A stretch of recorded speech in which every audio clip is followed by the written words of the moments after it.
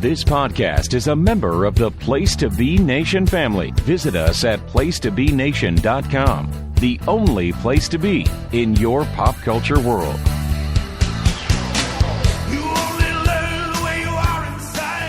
Once upon a time, two men decided if they were making the cut. Then they made the cut. And now JT and Aaron are talking everything from wrestling to pop culture and beyond, because it's no holds barred. Will you run for the door? Will you run out on me like it's hard? It's no holds barred. Place to Be Nation, welcome to episode number 5 of the No Holds Barred podcast. I am JT. Joining me, as always, on this trip through nonsense is Aaron George. Aaron, how are you? Teeny weeny! Dookie bookie snoochie boo... Oh, now we're just mixing movies. We don't talk enough about No Holds Barred. No, well, one episode we're just going to come out of nowhere, I think, and just like live watch the movie as the episode. Or act it out. That too, yeah. We could do a table reading of No Holds Barred. Did you have Can you find the whole script? Yeah, I'll transcribe it if not. I mean, I know it by heart, so. All right, so how are you? I'm okay. Yeah? I'm okay. Yeah. Good. Itchy. I'm very itchy.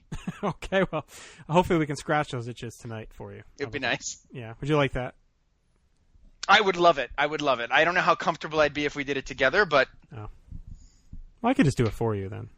If you'd like. It might be the kind of thing we need to ask permission for, though. Anyway, so here on No Holds Barred, the podcast, we do a bunch of different falls. And we do some wrestling, we do some pop culture, we do some lists. And then we always start off with our No Holds Barred moment of the day, Aaron. Yeah, and this week I'd like you to start us off because I've got nothing. You got nothing? I don't know. Let's see what you got. And I'm Okay. going to see if it bounces off something that's happened to me lately. So mine didn't happen today. It happened a few days ago. And this is going to be like a podcast puzzle for you all. On the next episode of Wrestling Warzone, not the one that dropped last week, on the next one, I open with a long story about my, not that long, but a detailed story about my car fiasco over the last 2 weeks. So I'm going to pick up where I left off on that. That's coming later this week. So you're going to hear the end of the story first, and you can put it together. And if We're you doing do that, a memento thing here. and if you do that, you call in and you call the number 5. You'll win a key to Chrissy Todd Whitman's car that also has in it $100,000 from SummerSlam '97. I'm guessing. And we will try to call you, even though you might not be home. You're in the house. Okay, so my car was at the dealer. That's what you need to know from the last one. And I was awaiting it to be fixed. So I call on last Thursday and in the morning, and I talked to this fine lady, Shauna, who I've been working with. She's kind of been my contact there. And she's like, what we need to fix your car is coming in. Should hopefully be here today. I'll call you as soon as it's done. You can come get your car. I'm like, great. Perfect. I get no call that day. So I call Friday morning, and I ask for Shauna. And I'm told Shauna no longer works here because the dealership was sold yesterday at 1 p.m.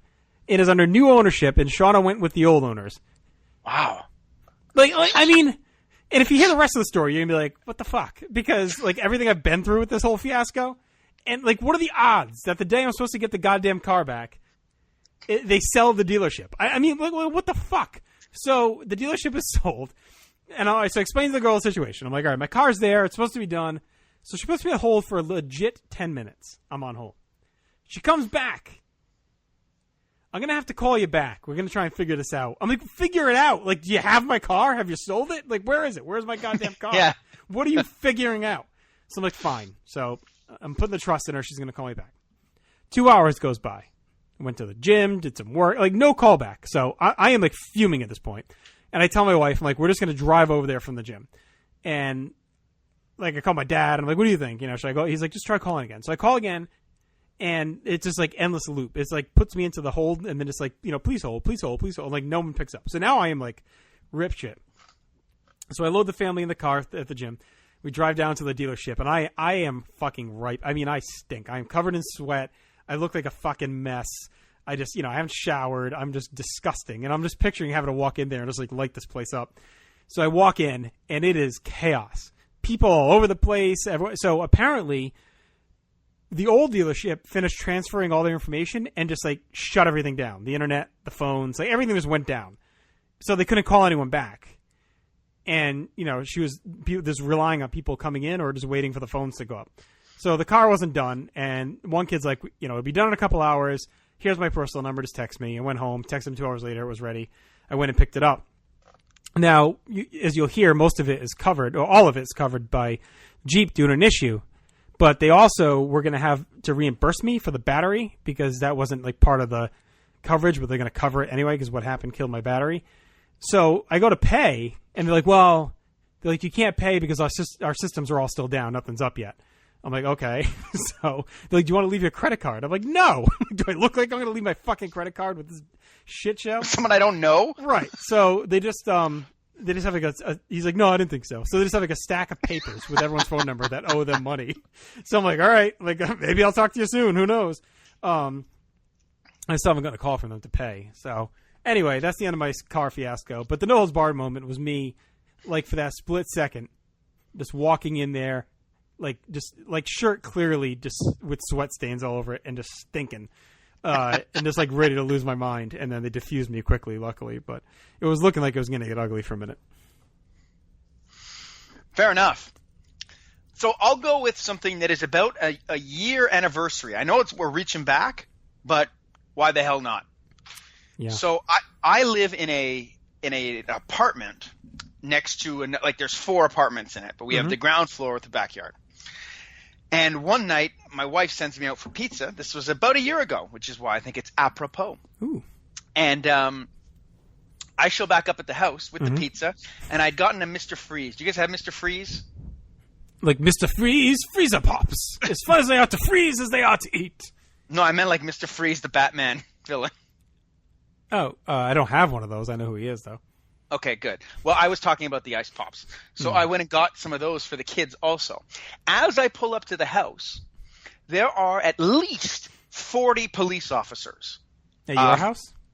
Well, at the apartment complex. Okay. Coming down the street. It's not a complex. It was like a 4 apartments. Not big. Okay, good. But there's at least 40 of them coming down the street, all with their bulletproof vests and guns out. So this is a whole operation. And they are going into my building. Now, stupidly, the first thing that passes through my head is this because I downloaded Game of Thrones? Which I know is the fucking stupidest possible thing. You innocent Canadian. I know, right? But it turns out and you went to jail. It was. I am in jail right now because I needed to know if the Lannisters keep all their power. No, it turns out that they smashed down the door next to me to arrest the man with 40 police officers. Now, I tried to get into the house, obviously, because my family's inside fucking terrified, right? Mm-hmm. Because all they hear is, police, and they smash the door.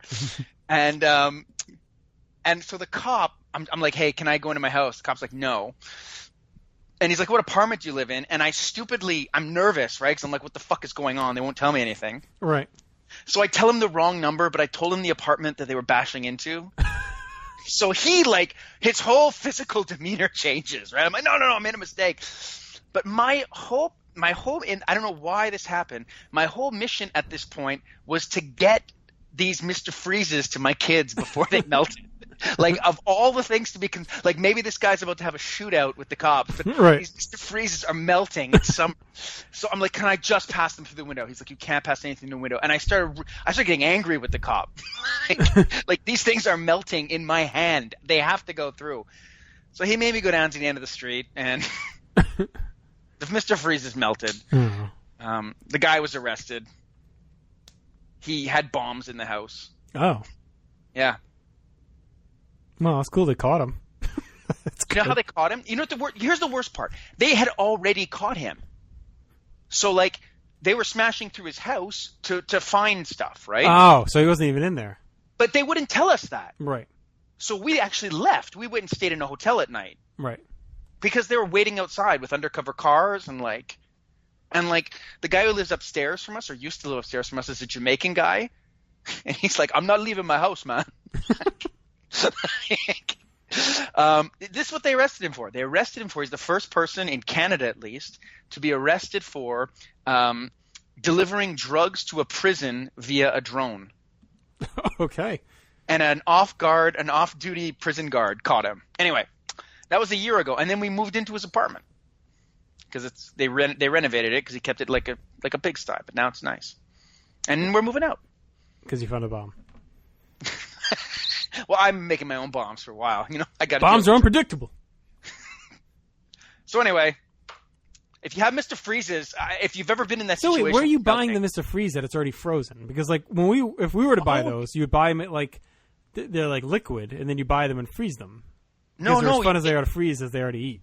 Yeah, no. See, we don't do that. I mean, we have those, but you go to a. If I say the word dépanneur to you, does that mean anything? Gerard Depardieu, is that what you're saying? Nope.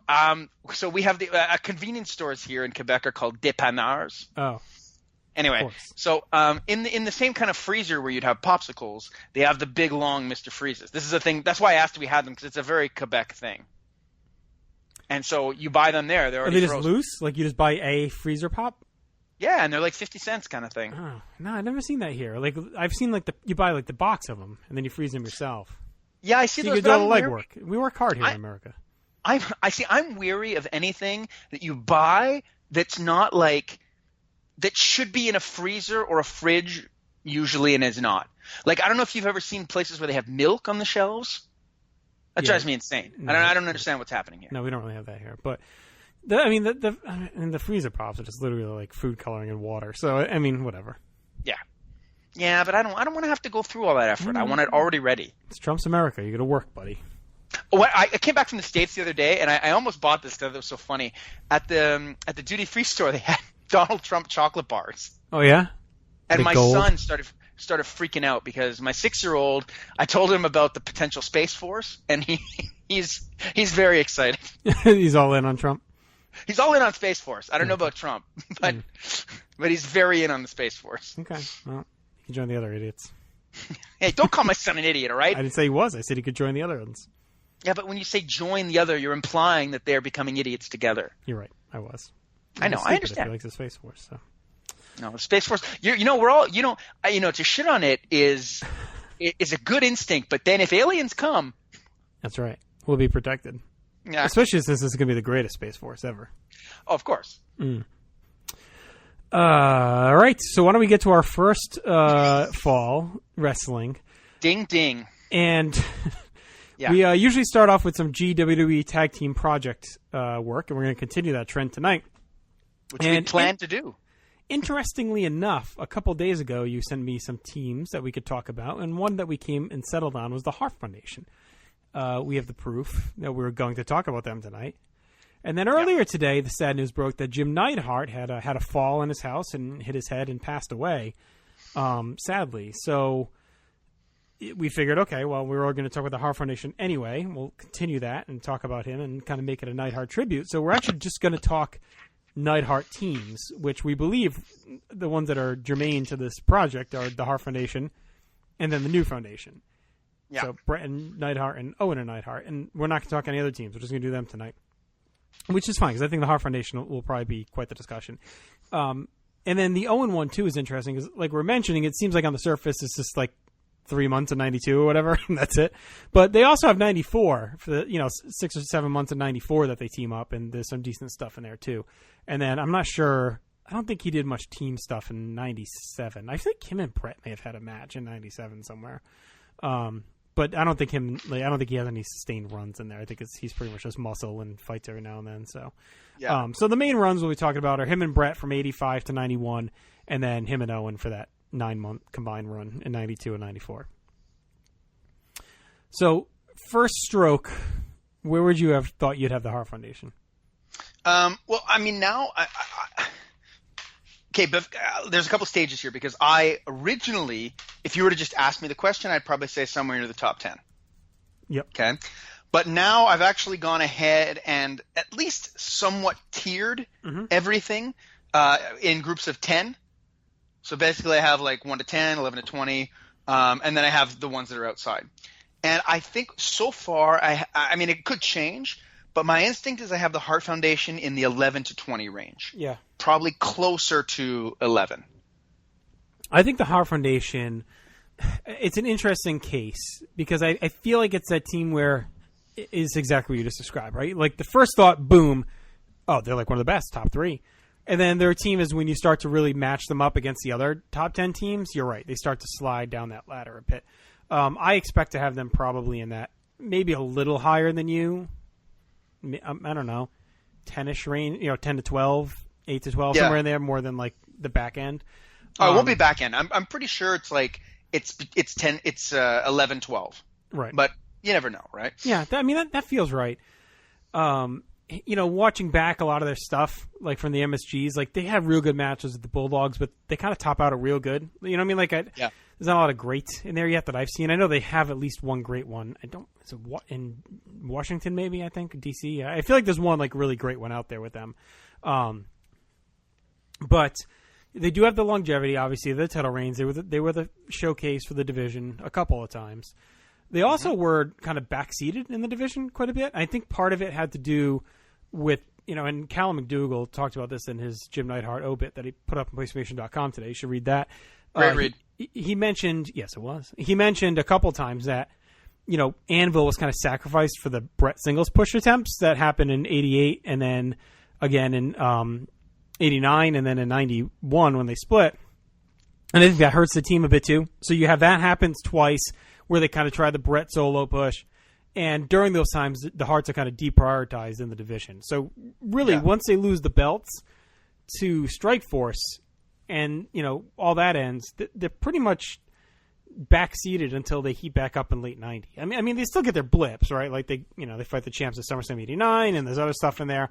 But for them being the focal point of the division, they're like well behind Demolition for like 2.5 years in there. Oh, yeah. Yeah. And I would say at points behind teams like even like the Rockers.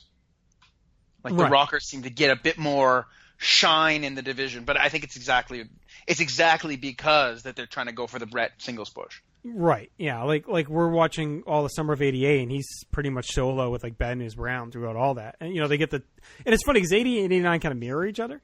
Brett's they're both working singles a lot in both those years, but at SummerSlam they get the title match. 89's not technically title match, but they're fighting the champions during like times where they're pretty much wrestling solo, which I found interesting as well. Yeah, it is, and it's funny because they're also during that period too given very throwaway WrestleMania matches. Yeah, like they get Rhythm and Blues at 5, and then it's pre-Rhythm and Blues too. It's just like that's right. It's Honky and Valentine is thrown together, which makes it even like less, right? Right, and then they crush the Bolsheviks at 6. And that's really just to get them reheated up for SummerSlam. I mean, that's just to set them up to be the team of the summer as Demolition turns heel. So that's almost just like a reintroduction. At 4, they're in the Battle Royal. At 3 is probably their highest profile match until the end when they have the 6-man with Danny Davis. Oh, yeah. But even that's more about Davis. Like if you watch the build and into that, like Davis is the heat machine leading into that. But it is built on the foundation of the Bulldog and Hart feud. Kind of. But it's also built on the back of Tito Savage because of Danny Davis. You know what I mean? Like it's a lot. It's very Davis-y when you watch it. It's a lot of focus on him when you watch the build. And then 2, they're in the Battle Royal, and then 7 is the big title match. So it's probably 7 and 3 is the coin flip for their biggest Mania match. And other than that, SummerSlam was kind of more their show, right? Because 88 and 89, 90, they're in there with the champs. So that's kind of more their. Yeah, seem to be their jam. It just depends on what you think of those Demolition matches. Because for me, I don't quite like. I think they're fine, but not more than that. 90 is really about the atmosphere and the story, and like I'm curious to watch it as Scott and I, and crew move through those to see like how they build up to it. Because is it like a almost like a redemption story? Like they've been battling, and even when they lose at SummerSlam, it's it's one of those like they blew a big shot, now they're going to tumble down the ladder kind of thing, and then it's 6, because he says to SummerSlam, I think Jesse says that, like, this is going to could take him out of contention for like a year. A year. And it does. And it basically does, right? They don't get a title shot till SummerSlam. And Jesse and Gorilla kind of say to WrestleMania 6, like, if they win here, they can, a win here for either team is going to put them into contention, and a loss will hurt bad. And the Hearts had that loss at SummerSlam. And then what a weird thing that, like, matches that weren't title matches mattered. Imagine that. They mean something? Yeah, the commentators talk about that instead of telling us to buy something. Interesting. Strange. So you get that, and I think so. Going back to kind of where you at first, guess have the Hearts. I think it probably has a little bit to do about if you watch a lot of current stuff or if you kind of checked out, right? Because I think for a while the Hearts were probably a top 5 team, but I think once you hit the like early to mid 2000s. There's a lot of teams that start to crop up. Like, I think the Hardys make their serious run when they kind of reunite in 06. We got the Usos, we got New Day, like a bunch of teams that we've been kind of talking about as we moved along. Even, Gargano and Ciampa, the Revival, like all these other teams start to come into the picture. But if you don't take that era seriously, like if you kind of checked out with attitude and you're like someone that just kind of thinks dirty sucked sense, and you don't really, if you're not following, like I think that type of fan may have the Hart Foundation still pretty high. Does that make sense? Funny. I'm trying not to be dismissive of it either. Like, it's a fine stance. Like, I think I would have had Hart Foundation top 3 or 4 probably until maybe 4 or 5 years ago, right? Until you start to kind of think, a little bit deeper on some of these other teams and what it means. So, well, I hope that if that is your stance, and I'm not when I say you, I don't mean you, but I hope that if that is your stance, you will give some get in and do the research on some of these other teams, because it's funny because in all. With any complaints that like a lot of people tend to have about the current product, I find that the tag division, it's kind of started at NXT, the tag division stuff with the Revival and American Alpha and even the early Vaudevillain, like they really put a focus on it, but it doesn't suffer from the same logical gaps a lot of the times as the main storyline does. I can tell you why. Because they don't care about it. Obviously. They don't get as much screen time and focus, right? So there's less chance of them to fuck stuff up because it's really just like a hot match. I mean, NXT they're focused on, but on the main roster, it's really just matches. I mean, there's nothing to them. So, yeah, it's like, it's great. I mean, they don't have the hours of story time to fucking do stupid shit like, running obstacle courses or whatever else. Yeah, and so instead you just get like good to great pay-per-view matches. Like the tag matches every month are kind of what I look forward to for the most part. Right. So the highest Bulldogs Hart Foundation match I had was September 85 MSG. I have it at 3.5, and Scott had it at 4. Right. That's just the ones we've watched. That's any pay-per-view Saturday Night's Main Event or MSG match. Well, I mean, what's their best tag match? Would you say it's the Brainbusters? It's got to be, right? I mean, that's what. I got to see what I have that at. I have that at 4. I think 4 sounds right. That was one of those like overrated ones for many years, right? Like everyone had like as a 5, and then you kind of recalibrate your expectations. Yeah, I mean it's extremely good, but I think it's fair to say that for a while it was the best tag match in company history. Right. So I take your ratings pretty serious. I take Chad's ratings. Obviously, he's kind of like some people worship at the altar of Keith. Chad's kind of my barometer. Like if I'm within, like a sphere of Chad, I feel pretty good about it. So he has a 4. You have it as a 4. And Stacy's the other one who I really kind of trust her ratings, and she's good at 3.5. So I feel like I'm not I'm not underrating it at all at 4. So I feel pretty good there. No, and it's funny because before I watched it the last time, I probably would have thought 4.5. Right. Just based on hype and whatnot. Snowflake Phillips has it at 4.5. Oh, okay. Well, yeah, but it's Bret Hart. Phillips and Bret Hart have a long storied history, I feel. I feel like maybe, if you're in the right mood, it could be like 4.25-ish. I feel like it's more 4.25 than it is like 3.75 of 4. You know what I mean? Like I feel it's more a touch over 4 than under 4. Does that make sense? This is as nerdy as it gets, but I would agree, and I would also say that if it was on a different show, it might be higher too. But that first half of that card is so good. Yeah. It's a great match. Yeah. I would say that's probably the best, and I think sneakily, the Nasty Boys match, because it's a Nasty Boys straight non-garbage match, and it's real good. And you got to put a lot of credit for the Nasties hang with them, but the Hearts have to get a ton of credit in that one. Sure. For carrying them through that. So that might actually be their most impressive match, because I feel like you can, like, anyone as good as Bret Hart should be able to roll out of bed and have a 4-star match with Arn Anderson and Tully Blanchard. You know what I mean? Yeah. But to go out there with the Nasties in, like, that match is long too. It's like 17 minutes or something like that. Yeah, it's very long. Yeah. So I but feel the like heat is consistent throughout, from what I remember. yeah, it's a good match. It's just like a good match.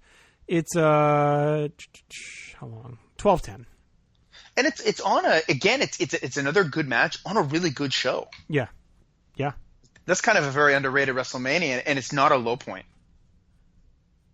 Not at all. I mean, and it could have been, right? Because the Hearts it's the end of them. Like, they had every right to mail it in if they wanted to, right? Like, they're fighting the fucking Nasty Boys. They're done after this long run. Brett's, like, desperate to probably start his singles push. Anvil's on the verge of getting shit canned. You know, it's like this. Like, right. they had every right to just mail that one in, put the stamp on the envelope, and say sayonara. But you know, they didn't. They busted their ass, and it's a really, really fun match. So when I reviewed this a few years ago, I went 2.5, which feels kind of low. Scott went 3. I have to rewatch it. It might be closer to a 3. Yeah, I mean, look, I haven't watched it in a while. I probably won't get to it for a while, but I'm thinking probably 3.25. But I could be wrong. Again, I haven't watched it in a while. No, that feels right. I mean, and you know, again, then if you kind of arc it for the you know, knowing it's a Nasty Boys straight match, I think that bumps it a bit too. Yeah. Now we kind of talked about their placement, but what are your thoughts on them, like, as a team, how they complemented each other? I mean, I think they complement each other greatly. And did they create that formula of like are not necessarily create, but are they kind of one of the big perpetrators early on of the, like, big strong guy, more technical guy formula? I think so. And the sneaky part is with Anvil, he's the big strong guy, but he was, like, super agile. I mean, he's out there flying around too, like throwing drop kicks, slingshots off, you know, using the slingshot off the rope to do, like, the shoulder block and stuff. Like, that's one of the best parts about the 90 match, right? Is at the end when he does the shoulder block. Oh yeah. And his bumping, and he flies around. He's got good energy out there. Like, he's not just sitting in chin locks. You know, maybe early when he's some of his heel solo stuff, but once they really get cooking, and when they were heels in 85 and 86, like, they're really good stooges too. Like, they bump and stooge around a lot. Yeah. And Anvil's really good at that. So it's not even just your strict big little. I mean, he's really bumping around. They're flying around, both of them. So no, I thought they complemented each other really well. Like, and Anvil too, like, he was underrated kind of promo wise. I mean, maybe he was properly rated. I don't know. I think folks respect his promo game. Yeah.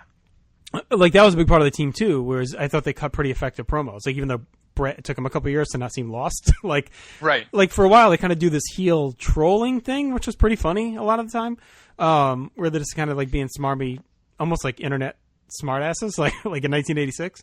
So yeah, no, I thought they just really worked well together. I thought they looked right. They had, like, good kind of nonverbal cohesion too. Like I can remember as a kid, if we'd be wrestling in the backyard or the basement or wrestle, like, you kind of imitate the Hart Foundation, like, slap in the corner. You know, they do kind of the high five up, high five down, and then you know what I mean, like that. They kind of do that all the time. Like, so it's like they had a real good just kind of connection and charisma. And Brett with the sunglasses and Anvil laugh. It's like the whole package is super memorable, and everything about them really stood out. Like, I think when you think of memorable names from that era that folks that have lapsed big time would know, I think Anvil's kind of a sneaky one that a lot of people would probably remember if you mentioned his name. So, you know, you always think of, like, Jake the Snake, Honky Tonk Man, Andre the Giant, you know, like the big names.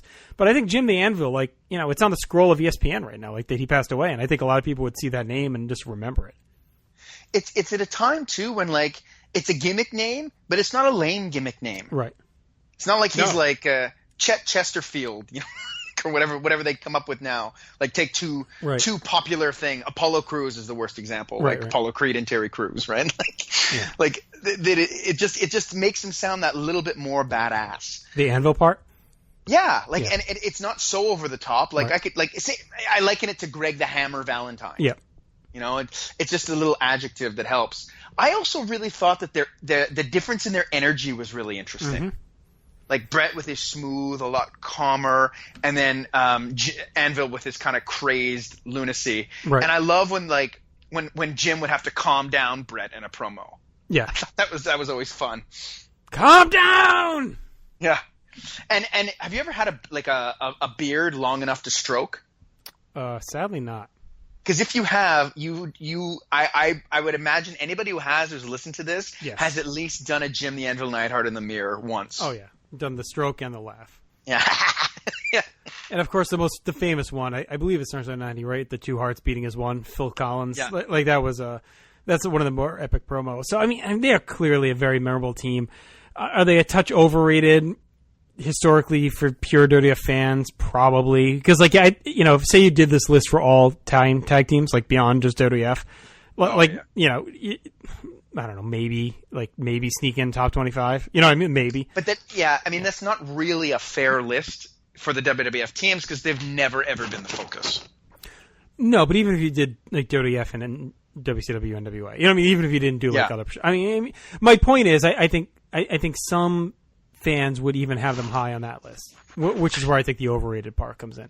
Yeah, I think you remember their matches being a bit better than they were, and I don't mean that they were crap because I don't recall too many bad Hart Foundation matches, but I think I mean at least me when I started looking into it, like I was remembering a lot more great matches, and what I got was a lot of good to very good matches. Yeah. Now, in your watch, I haven't seen any personally. How was their series with Strikeforce? Or did it even exist in that sphere of MSGs and stuff that you watched? Yeah, I don't think we saw many. We had some of the Killer Bees matches, I think. Yeah, and those were good. I've seen a couple of those. I like those a lot. But, yeah, and there's some good ones, and then there's a couple rough ones. Right. Because there's not many bad ones, but when they did mail it in, it would get kind of rough. All right, Bulldogs Hart Foundation. They fought in July 85, September 85. They fought the Rougeaus September 86. I give that 3. Scott went 3.5. Young Stallions. Strikeforce. I went 3 stars, 1187 MSG. What did you have on the Young Stallions? Well, that's the Science Man event where he's hurt. Oh, okay. That was the Rumble. When's the one where they fight? He's hurt. They don't fight the Young Stallions at the Rumble. No, so it had to be there. There's one where that's Rome is kind of hurt. Yeah, that's right, the Islanders. I think this wasn't like a real. I have it at 1.5. There's something shaky about it. It's like either real short or there's something weird about it. It's wonky. It's from the October 87 Science Man event. And then the only Strikeforce we've seen is the 3-star. I had it 3 stars. It's November 87 MSG. Scott and Kelly both had 3.5. So. Okay. Yeah, because I feel like they're a team that kind of suffers from like. Mm-hmm. I mean, they never really get that super high profile match with the Rockers. Well, they have the one on is the Science Man event that's really good. It's very good, but like they're the type of team like I mean, you almost wish they would have fought the Rockers at WrestleMania 7 instead, you know? Right. Yeah. Oh, yeah. I mean, that would have been epic. Yeah, like I mean, like or even a high profile match on pay-per-view with the Bulldogs, I feel probably would have been. I mean, not that they phoned it in MSG, but there's something about pay-per-view which tends to tune everything up a little bit, right? Mm-hmm. Like, I would have liked to see them fight the LOD. That would have been really interesting. I would have liked to see them in a feud. I mean, it almost overlaps, but it would be cool to see them fighting Power and Glory. Like, yeah. I think that dynamic would – they have a very similar dynamic. We came close to it. They Power and Glory almost won that Battle Royal at WrestleMania 7. Yeah. The Hearts actually do fight Legion of Doom. It's on a Coliseum tape. I don't know if it's on the network. It was on WrestleFest 91. I think it was actually filmed after 7. It's like one of their last matches as a team. And I remember, I haven't seen it in forever, but I remember it being okay. And the Hearts kind of wrestle heel. Yeah, that makes sense. I'll try and find out when it was. I think it's WrestleFest 91. Yeah, I think it would have been nice if they had a bit more of a sustained not sustained, but they were given a bit of a higher quality opponent at pay-per-views. Right. I think we might be talking them in a bit of a different light. Because even in the Survivor Series matches, they tend to go out early. Or they're separate. Like 88. Yeah, there's that weird one there. Yeah. Actually, 88, 89, yeah. It's 87 and 88, they're in the tag. Yeah, and 87 is a weird one where they go out kind of... almost right away. Yeah, and then 88, I don't think they do much either. 89, they're separate, and 90... Brett gets the Cheyenne and Anvils. They're almost done at that point. So the LOD match was filmed on March 12th, so it's actually before Mania 7. It went 12 minutes. LOD defeated the tag team champs in a non-title match. And that's on the WrestleFest 91 tape and also the Life and Death of the Road Warriors DVD. So it's out there. Oh, wow. Yeah. Okay. Have to dig that up because I'd be interested to see that. And it sucks because like right as they turned face, the Islanders were no more. That would have been a really cool matchup. Like Right. they just missed a lot of, because like, I mean, you look at Honky and Valentine, like, you know, like, that's not exactly a high quality opponent at that stage of their careers. And yeah, I mean, even the Bolsheviks, the squash is fun, but like there was something else for them to do. Even if they fought, like, say, the Orient Express, that might be interesting. Yeah, or maybe the Powers of Pain, like, and then they split up after that or something. Yeah, that would have been cool. Yeah, so I think they're kind of a bit of a victim of that, and I think that kind of hurts their case. Now, when I say hurts their case, I mean, obviously, let's qualify that. Like, we're still talking about them in the 10 to 15 range, right? So I'm curious if they have any good Rougeau stuff coming up, because that feud is just kind of starting, where Jimmy Hart sells the contract. So I'm curious if that pops up on MSG. That's actually not a bad match of theirs. The Rumble 89, the 6-man with Duggan and the Rougeaus and Bravo. Like, that's pretty fun. That is fun. Yeah. That is fun. I forget what I have that at, but it's fun. All right, I'm checking the home video section on the network. I'm curious if that WrestleFest is on there. I feel like it's not, but let me see. It is on there. Yep. It's nice. on the network. So check it out. It's in the 91 section. So that should have it on there. Sounds like fodder for a potential column. Yeah, you'd think if something was happening with that. I had the 6-man at Rumble at 3. Yeah, I have to check. Which is extremely high for a match involving Hacksaw Jim Duggan and Dino Bravo. Right. I mean, yeah, that's, again. So it's really like a 7-star match. Yeah. So it'll be interesting because the Rougeaus, they're just getting really good again with the heel stuff. Yeah. So I'll be curious how they go. If they, how that goes, if they get that match. So I had that at 3 as well. Oh, there you go. We're right on. Yeah, I really think where you and I differ on the star rating stuff is really on the shorter or squash matches. Yeah. Because we tend to usually be around the same place otherwise. Yeah, no, I'd agree. Okay, I think we pretty much exhausted them. I mean, Yeah. And they have some pretty big moments too, obviously. Like SummerSlam 90, is I guess, the biggest moment? Yeah, for sure. For sure. Yeah, I mean, because their other win was it on, like, where yeah, did I they think win it the airs title? on Superstars, but Yeah, like it's kind of a nothing thing, and their Right. heels. Yeah, it's for. I mean, like the company as a whole tends to. You can really tell who they like by who they put over as faces. right. That's always just been their thing, right? Like anybody can win as a heel, but a face to get something and to have a big win, they're behind them. Yeah. So yeah, for sure, that's what it is. I don't want to get too much into other teams, but because we've talked about them, I have them in a very small circle here with a team like Edge and Christian. Mm-hmm. Where do you think they rank compared to them? I think Edge and Christian's higher. I just think they have the match quality that the Hearts don't, and whether it's fair or not, because the Hearts never had TLC matches with the Heart. Yeah. You know what I mean? Like, but Edge and Christian had them. You know what I mean? So to me, that it's, I don't know. Like, they have at least 2, maybe 3 5-star matches to their credit. So Right. It's And hard. Hearts don't sniff I also it, think yeah. they were better promos. I think they were more main event level as well. Like, I know we've talked about this before. Yeah. I think they're more main event level than the Hart Foundation were. I mean, the Heart's biggest venture outside the tag division, I guess, would be beating up Savage with Honky, right? Yeah. And then Brett having that match with Savage at Saturday Night's Main Event. Right. Yeah, which again is not. You know what? I actually don't think that's that far off, because considering how high profile that feud was. Like, I mean, to me, it seems like Edge and Christian teaming up with someone to main event a SmackDown, right, is not quite as important as the Hart Foundation being involved in the Savage Honky angle at that time. I don't know if that makes sense, but it just feels like that's a bit more high profile. Yeah. But again, that's also it's not long. It's like 4 months kind of thing? Right. Yeah, I think I'd have Edge and Christian just a touch higher. I mean, I really like both teams. I mean, the Hearts have a little bit longer run. It's just tough. I mean, it's that comp, we've talked about it over and over. Yeah. The comp of the teams that have a ton of TV and pay-per-view matches is just hard to really gear up. I mean, I've seen a bunch of Hart Foundation matches lately on, the MSG stuff and whatnot, but it's just different. It's just different. They've just had more opportunities out there against quality teams. Like, there's probably I don't know, a dozen Edge and Christian matches alone in like 2000 on TV that are just as good as all the Hart stuff. You know what I mean? Yeah, see, I don't know about that. Like, I think if you're talking their TLC stuff, obviously, but I think when you go to straight tag, I don't think they have anything that comes close to, say, a Hart's Brainbusters on straight tag. You don't think that match with the Dudleys at Rumble 01's close? No. I don't think so. But, I might be talking out of my ass. Let me check what I have it at. But, like, no, I don't enjoy Edge and Christian in straight tags. Mm-hmm. Like, I mean, no, don't enjoy is a bit too strong. I think they're fine, but I don't think they're a top tier. I have it at 3.25. So it's not a bad match by any means, but yeah, no, I mean, we'd have to see. I'd have to like look at some of their like. I'm just wondering how many good matches are lost to the TV archives in 2000 and 2001. You know what I mean? That they probably had in there.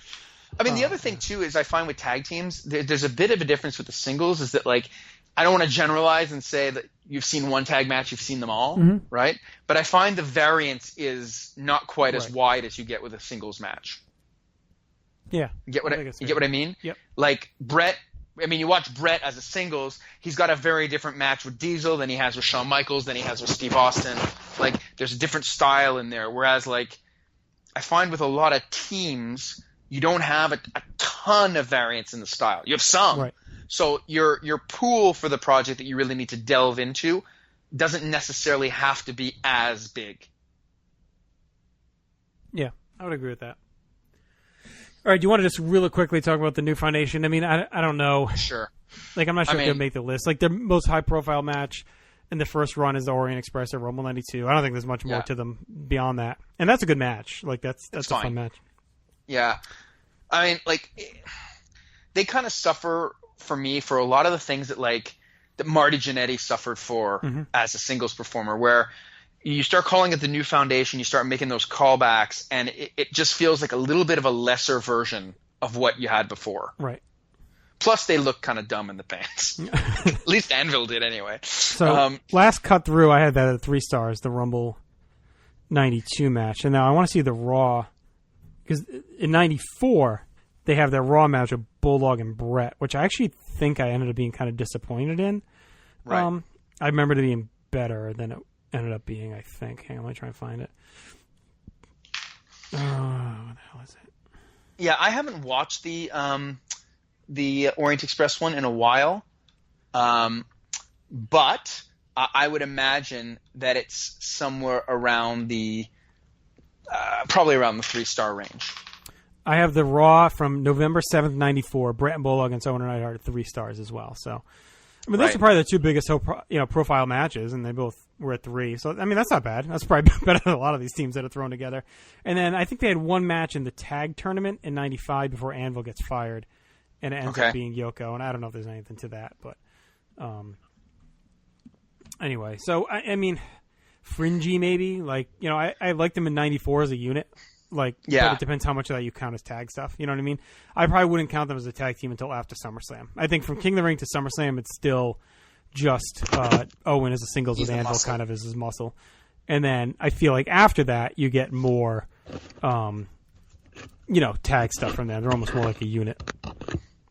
Yeah, I mean, I think they're probably outside looking in. Like, I'll probably begrudgingly include teams like Money Inc. and the Natural Disasters, but I don't know if there's a space for them on the list. And it's not that I don't like them, because it's funny because in a lot of ways I like Owen Hart a lot. Like I think there's in some ways he's a very interesting worker even compared to Brett. I don't know if he's better because Brett clearly has the better matches, but he's different.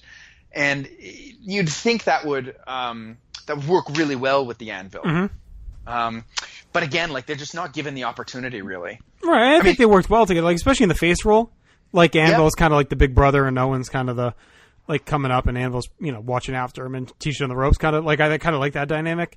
By 94, it's a little bit wonkier. So they had one more match on Superstars. They lost to the Head Shrinkers in the opening round of the tag tournament. It's on Mega Matches 95. Is that a mega match? Sure. For 95, it probably is. Yeah. He actually fought Undertaker, too, in the 11-19 Superstars, which is interesting. Anvil did. Well, I remember, it's funny, my memory of Anvil as a single star is one of the first guys Flair beat in 91. I hope I'm not remembering that wrong, but I remember him No, you fighting are. him Yeah. on Superstars. Yep, he fought him on Superstars, and he had him in the figure 4, and he fucked his leg up. That's and right. And then the Beverly Brothers attack him in the aisle after the match, and they kind of leave him for dead. And then Anvil. So Anvil, I think he had been announcing that happens, and that's why he brings in Owen. That was the whole point. Oh, okay. Is that he was going to bring in Owen to fight the Beverlys. But I don't remember if that happened after he had been commentating or if that leads to him commentating. You know what I mean? Like, because he's an announcer on Superstars for a while. Yeah. I just don't remember what came first with that whole thing. Brett talks about that at length in his book. How, like, I mean, Brett is not. If you've read Brett's book, he's not really complimentary towards a lot of people. But, like, he talks a lot about how, like, at that point, Vince is just trying to get Anvil to do work for him because he owes him money. And, Right. Like, it's really sad. But I think Anvil was probably a fun commentator. Yeah, I remember being pretty good. Because for a while on the old WWF.com or WWE.com classics, like, it wasn't even the 24/7. They had, like, stuff just on the website. And they had the whole run of Superstars from, like, 90 through, like, 92 or something like that. Oh, he must be on there, yeah. Yeah, so he was all over those. So, all right, so this is saying this is actually interesting. I don't remember this at all.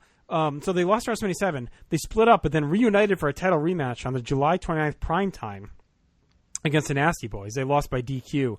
So that was interesting. I do not remember the reunion match. And then it says Neidhart also commentated on Challenge. It was not Superstar, it was Challenge, with Gorilla and Bobby from March until August. Returned on TV on November 9th on Superstars against Ric Flair.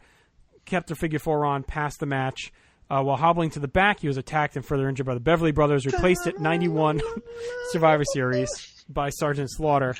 And then returned on December 1st with Owen as the new foundation. Right. Oof, and then, Slaughter's probably a good replacement for Anvil at Survivor Series. At that point, yeah. So yeah. The highlight was a win at Rumble 92. Aside from one match against the Powers of Pain, well, it wasn't even Powers of Pain because Bobby and Warlord reunited again. Oh, shit. They wrestled the Beverly Brothers at house shows until he was fired on February 16th, 92. I love that music. It is a great theme.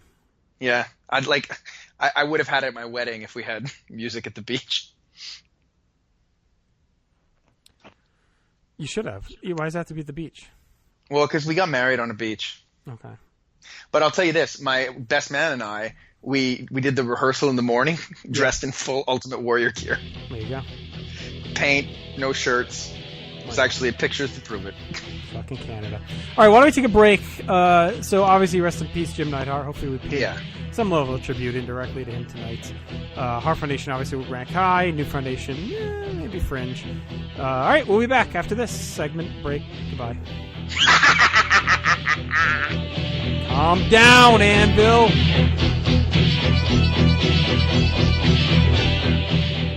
Promotional consideration paid for by the following. Hey, pro wrestling announcer Kevin Kelly here. I want to make sure you are all subscribed to all the great feeds here at Place to Be Nation. It's really easy to do. Just head to iTunes or your preferred podcatcher app today and search and subscribe to the Place to Be Nation wrestling feed, which of course includes the full archives of the Kevin Kelly Show, the Place to Be Nation pod feed, and the Pro Wrestling Only feed. Subscribe, listen, and then rate us and leave feedback today. And be sure to give Justin your true thoughts. I mean, don't hold back. After all, he is kind of a jerk. Just listen to Scott.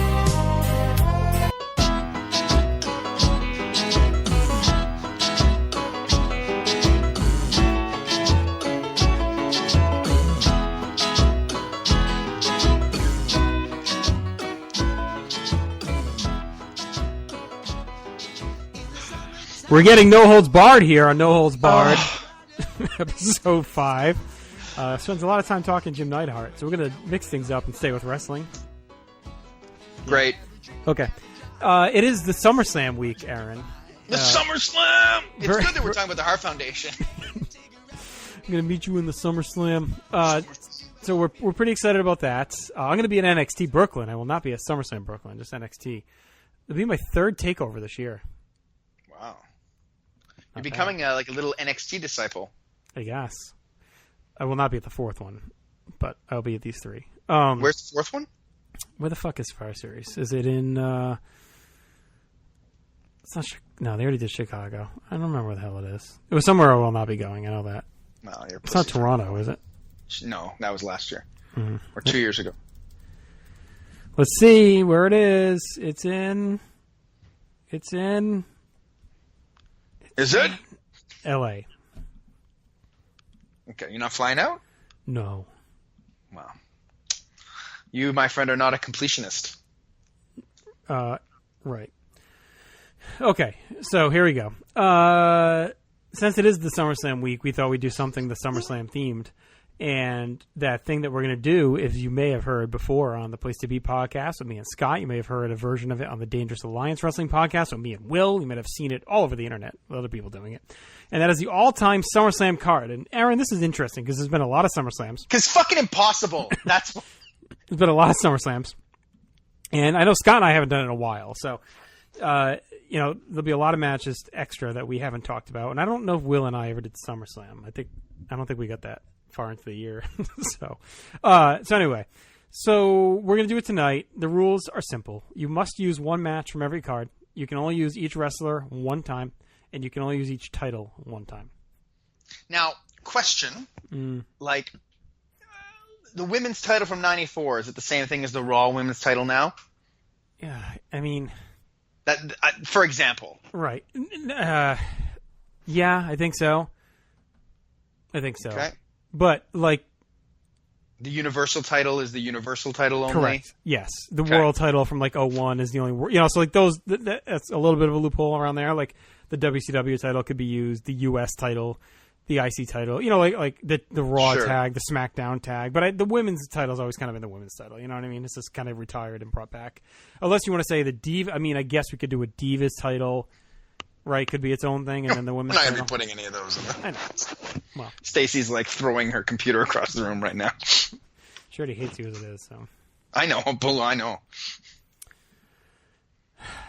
Okay, so why don't we get started? Let's just. There's two ways to go about this. You can either kind of nail your big matches that you want, or you can go yearly, chronologically, and just work to it. I think we got to put some of the big matches in. Okay. So what's the best match in SummerSlam history for you? Austin Angle? No. That would have been the old days. Yeah. Punk Brock or Cena Bryan and Austin Angle, probably like my top three. See, yeah, those are my top three also, and I'd have Cena Bryan number one. Okay. So now what title was that technically for? It's WWE. Okay. So that we cannot use Angle Austin. Yeah. You can't use Angle Austin. You can't use any other WWE title matches. Right? Now, do we want the best Intercontinental title match of all time also? And you consider that Razor Shawn? I think so. Okay. Let's put it in for now. Yeah. The Cena Bryan one's interesting because along the way you have to make some sacrifices, right? Yeah, and you could sacrifice that one, Cena Bryan, take Punk Lesnar, and then you get Cena AJ, right? And Austin Angle if you want, right? Because Cena AJ is not a title. I prefer that route. Yeah, you could do that too, but then we could try that too. Okay, let's do it that way because I'd rather have that. Okay. I mean, to me, you're getting three great matches versus one and who knows what else, right? Yeah. What year was AJ Cena? 16? Yeah. And then Austin Angle was 01. Okay. Yep, I got that. Okay, so we're off to a good start. I mean, that's a pretty... No matter what the rest of our card looks like if you have those four, it's like you're pretty great. All right. Do you want to start now with 88? Yeah, I think for 88, for me, it makes the most sense to take the main event. Okay. Because none of the other guys, for me, have anything that is better. Right. Hogan would be the only potential one. With Earthquake, you're talking, right? Yes. And then, I mean, we're not going to do him and Shawn, obviously. No, so. I would actually say that's probably his best SummerSlam match, but we have Shawn in the IC match, right? Correct. So, yeah, I would say... Yeah, I think we can use the main event there. I mean, you have other ones you could throw in if you get stuck, like a Powers of Pain Bolsheviks, right? Sure. Patera Brown, like guys that are never going to show up. But let's play the game. So we'll go Mega Powers, Mega Bucks, and we'll see if we get stuck and need Hogan. Yeah. All right, let's go 89. Hearts Busters, right? Yes. Because I mean, like the best match on the card is Warrior Rude, right? Yeah. But We already got the IC, so now 90 becomes a problem. Yeah. 90 for me, the one that makes the most sense is Warlord and Tito. So now, what do we lose out if, like, would you? All right, so here's the game, right? Would you rather have Warlord, Tito, and Mega Powers Mega Bucks, or Hogan, Quake, and like Coco, Boss Man? I would Powers rather of have Pain, Mega Bolsheviks. Powers Mega Bucks than Hogan Quake. Let me ask you this: where do you have Warrior? Anywhere? No, So what if we do Warrior, Honky, and then Hogan, Quake?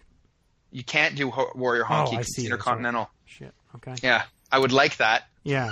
That seems like it would be a good solution.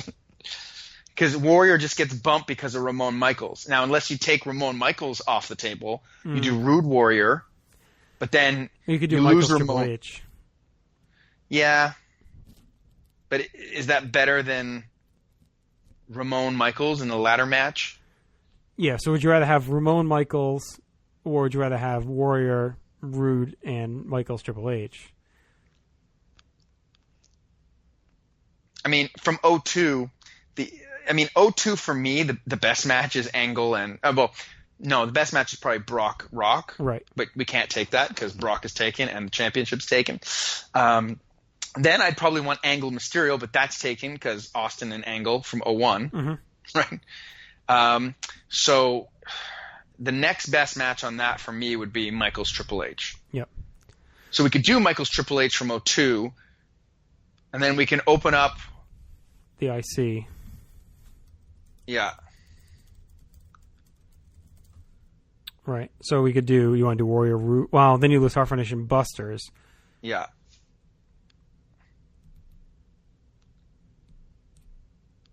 They're in their IC. I mean, you could do Warrior, Honky. Yeah, but then you're not. Then you have a Right. card that doesn't have DiBiase, Yeah. Andre, Savage. Yeah, I guess Savage is all crap or title matches. Yeah. Because you can't do 92. Yeah. Are there any other good IC title matches? I mean, like you got like the Mysterio Ziggler one from 09, but that's not. Right. I wouldn't put it in the same category. All right, as let's go back to Ramon Michaels. Let's do that. Yeah, I mean, yeah. if you're telling me it's straight Ramon Michaels or Michaels Hunter, I'm taking Ramon Michaels. I mean, Yeah, me too. You know, me if too. you can't get Warrior Root in, so what's the question then? Ramon Michaels and Hearts Busters or Or Warrior Rude and Triple H Shawn? yeah, and then who knows what from 95. Mm-hmm. Yeah. Yeah, I think I prefer the Ramon Michaels option. Yeah, me too. Okay. You're also kind of getting Michaels at his peak, Right. Yeah. as opposed to him. And not that he's washed up, because obviously he's still great. But so back to 90 then. I still think, I mean, unless you really want to push for Hogan Earthquake, I think Warlord Tito is the best way to go. Yeah, no, that's fine. I mean, you could even, if you're real stuck, you could do friggin' Sapphire and Sherry, right? I mean, they're never getting in. Yeah, we're not that stuck, though. No, okay. Tito Warlord. All right, 91.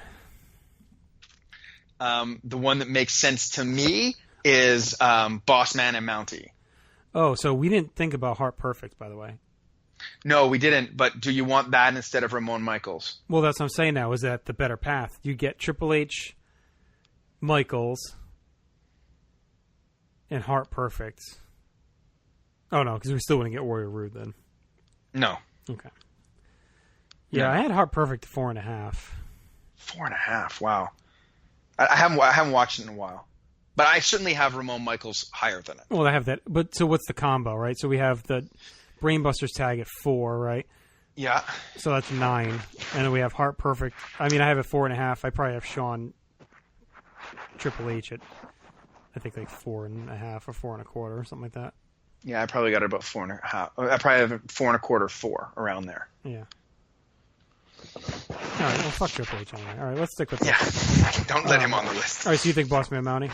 Yeah, I think so. I mean, like, especially if you have the Heart Foundation earlier. Right. Okay. And then you get all the jail stuff, too. I mean, the other option is you could change 90 and then do that 6-man. At 90? No. If you change 90 from Warlord Tito, you could do the 6-man from 91. Yes, you could. It's Tito and What are you doing Rock. over there? Are you No, like- you couldn't, because You it's the shaving Rockers. while you're talking? No, does it sound like I'm shaving? Oh, yeah, all kinds of something or other. Oh, was it this? Are you rubbing the microphone against your beard? Not my beard. Your face? Nope. All right, so I had that 6-man at 91 to 2.5. Oh, that's 6-man. Yeah. I had Bust Me Money at 3. Okay, let's go Bust Me Money. Yeah. All right, and 92. you get all the theatrics afterwards, Of which course. is awesome. All of it. All right, 92. What jumps out at you? 92 is... LOD Money Inc.? Oh, fuck you. Fuck you. Never. Look, I mean, I guess... No, you can't do it. We have the mega bucks. That's right. It's a shame. It's paired.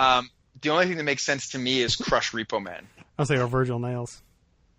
You could do... look, honestly, it's a toss-up. Whatever you want to put there, Yeah, I we don't can care. go Crush Repo Man. The Battle of Demolition. Yeah.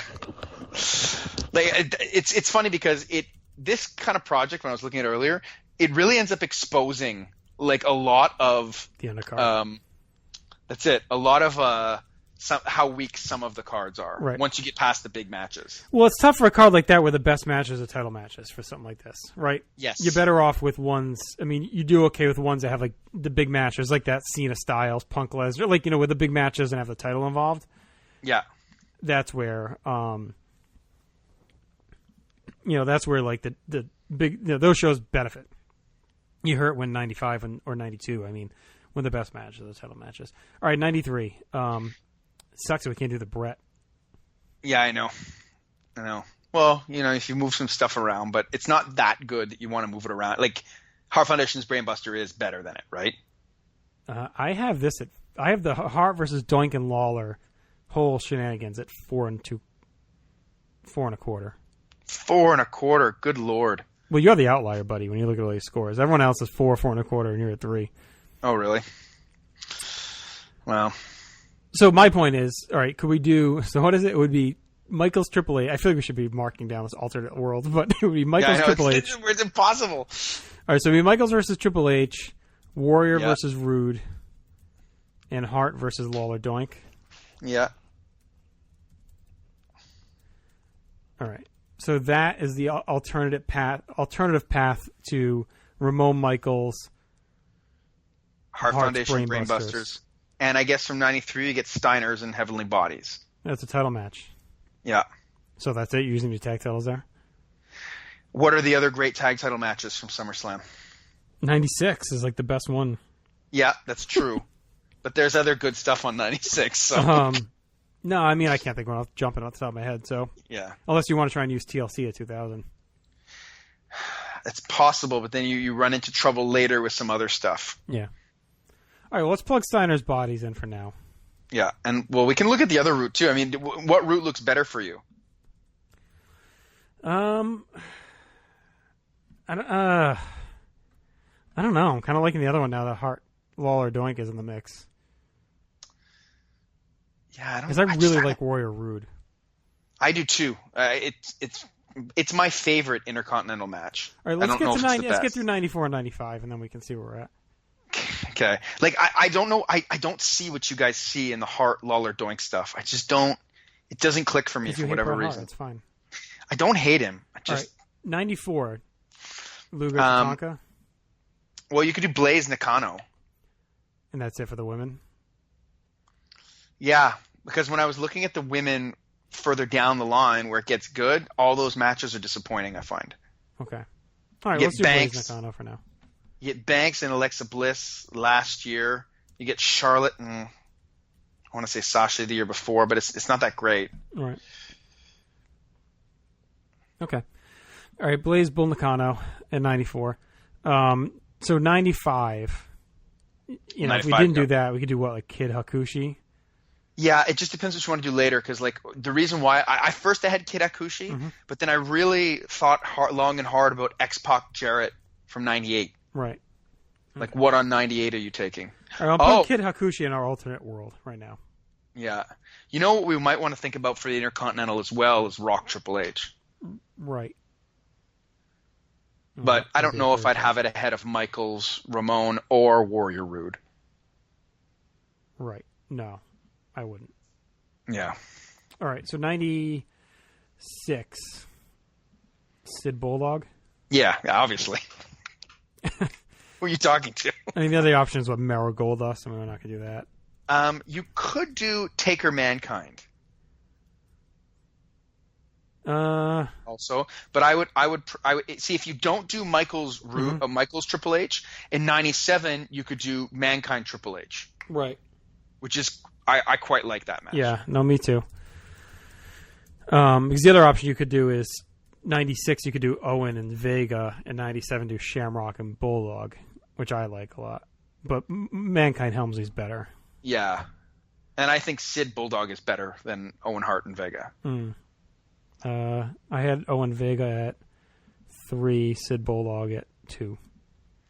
I had Sid Bulldog at 3, Well, and that's Owen your Vega. Sid juice. Yeah. Well, but I'm counting the promo, the powerbomb where he kills. I also like LOD Godwin's at 97. I do too, actually. I think it's actually fine, all things considered. All right, 98. We could do Shamrock on one here. Yeah, that's an interesting one. And then you could, if you want to go back and fix the 95 stuff, you could put 1, 2, 3 Kid Hakushi. Or Right. you do Jarrett X-Pac. No, I'd want Shamrock Hart at 98. Because they're not going to get Owen again. That's it for him. Yeah, all right, I'm good with that. I like that. That's a lot of fun, that match. We just watched it the other night. All right, so what do we say, 90? Well, no, 95 is Ramon Michaels still. Yeah, we'll leave it like that for now. Yeah, okay. Like 99 is obvious. It's Test Shane, right? Yes, obviously, easily. It's the best match on the show, and they don't do anything else. Right. Well, unless you count 2000, but... All right. So 2000, what do you want to do here? This is a hard one because, like, if you do the TLC, Yep. you lose Edge, Christian, the Hardys later. Yep. Do they have big stuff? It depends. Well, like, Christian has the match with Orton at 2011. Is Edge Taker for the title? It is, but it's for the World Heavyweight title. Okay, so you could do that. But, like, if you were balancing between the two, I'd rather have Orton Christian than Edge Taker. Right. What do you think about that? No, I think that's fair. And if you didn't want that for the World Heavyweight title, you also have Punk Hardy. Right. But again, those aren't. All right, what are other choices at 2000 then? Okay, well, we can't do Jericho Benoit because that's for the Intercontinental, right? Mhm. We can't do Shane Blackman. We can't do Rock Triple H Angle. We do Jerry Lawler and Taz. We do the RTC versus Too Cool. X-Pac Road Dogg. Cat Terry or Undertaker Kane. Oh, God, Taker Kane is fucking Yeah, terrible. it's fucking garbage. Chad at like 2.5. What the fuck is wrong with him? We all have our moments. I just feel like the TLC is... It's the problem is the TLC is so good. Right. Like, but I think it just makes our card so good. yeah. What But can we we already do? also have a ladder match on the show. Yeah, who cares? What would 93 be? If we took 93? off... If we took off Steiner's Beverly's. Oh, that's less of a problem. Janetti Borga. Yeah, it'd be Janetti Borga. Or even Kid IRS. IRS. That's Or kinda Taker shitty, though. Gonzalez. No, it's a bad one. All right, I'm changing this to Janetti Borga and TLC for now. Let's see how we do. Yeah, you could also do the 6-man from 93. Oh, yeah, let's do that. Good Yeah, call. that's okay. Yeah, it's better than Janetti Borga. Yeah. So what is that, Tatanka? Tatanka and the Guns against Head Shrinkers and Bam Bam. Right. We're not using the Outlaws or anything later. No, they're terrible and everything. All right. So 2000 we went with TLC. 2001 we're sticking with Austin Angle. Yeah. 2002, Ric Flair Jericho. So okay, we can't do Ray Angle. No, We can't we do. can't do Triple H Michaels. We can't do Booker and Goldust. Yeah. Can't do We Van can't Dam do- Benoit. Yeah, we can't do Edge Guerrero. I think it's gonna be Flair Jericho's our only one. Yeah. Which Which is is weird. fine. Like, Yeah. yeah, it's just weird because it's like wildly considered the best SummerSlam, I know, right? and we're taking like the 5th or 6th best match. Well, let's finish and then we can see if that other path makes it better. Yeah, All right, 03. yeah. So We already this used we Shane. can't do. No, we can't. RVD Kane. It's RVD Kane or Undertaker A Train. I have RVD Kane a bit higher. Yeah, let's go RVD Kane. Yeah. Okay. All right, 04. 04, you could do the main event. As your world title match, so you're willing to sacrifice Orton Christian for that? Well, you can't have Orton Christian with the TLC. Oh, right. And what was the other option? It's Hardy Punk. Okay. And then wasn't there another one? Oh, Taker Edge. We can't Taker Edge. Yeah. Okay. So it might just be the best option there. Okay. Let's put it there for now. It's pretty good too. Yeah. Oh, yeah. No. Like, I think we're better off with TLC in that than we would be with Taz and fucking Lawler and then Orton Christian. You know what I mean? Like, I think. Like, what's Orton Christian? 4.5? Well, some would say 5. I wouldn't, but Right. I'd probably go around 4.5. Maybe a half star better than Benoit Orton, right? Yeah. Yeah. Okay. Yeah. And then TLC is like 5 stars better than Taz and King, right? So. All right. So 05. Taker. Oh, we just used Orton. Taker Orton would be good. We may have to. We may have to change something. Yeah. Batista JBL is Title. Yeah. All right. Yeah, we have to do Taker Orton.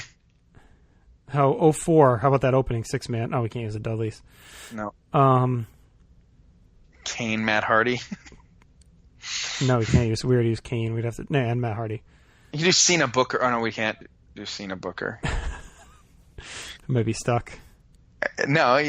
Oh yeah. Have we used Kane? Yeah, we used Kane with RVD, RVD. but we used Hardy anyway. Oh yeah. Right. TLC. Fuck! This is impossible. You see? You could do Eugene Triple H.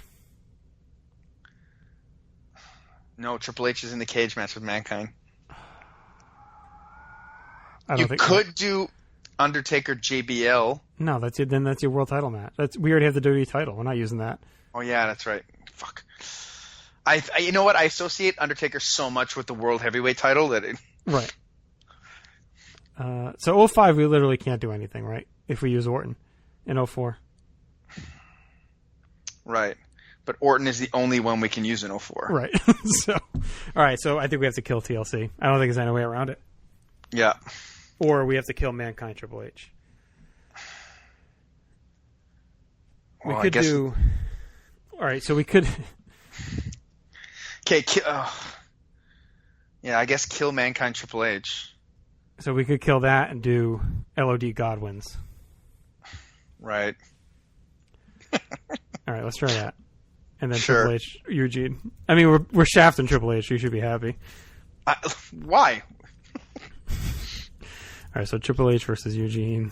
I don't know if this is better than what we had. If we were to dip, we probably could ditch. At this point, we could probably kill TLC and make something better. Probably just kill Triple H.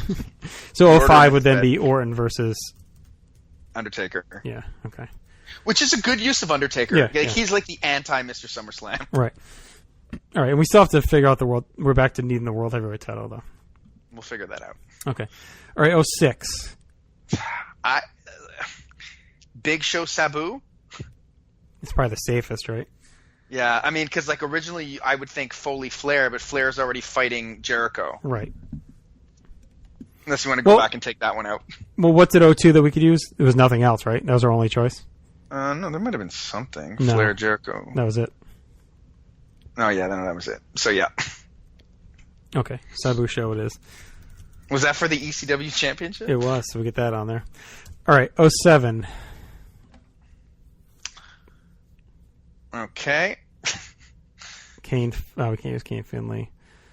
Women's Battle Royal. Who's in that? Fucking throw that in there. Mysterio, Chavo. But we might want Mysterio later. Yeah, we could change 03 and use Kane Finley here. We just do the Battle Royal. Okay. Yeah, because we're using Taker anyway, so we don't have Or- anything else at 03. Is Batista Great Khali the World Heavyweight title? Yes. We have to look at who's in that Women's Battle Royal maybe after, if we get stuck. All right, 08. Okay, 08. I would... Oh, no, we can't because of TLC. I was going to say MVP Jeff Hardy, but... Mm-hmm. Kofi and Mickey, or Mickey and Beth in that Women's Battle Royal in 07. It doesn't matter. It's for the Intercontinental title. Oh, God.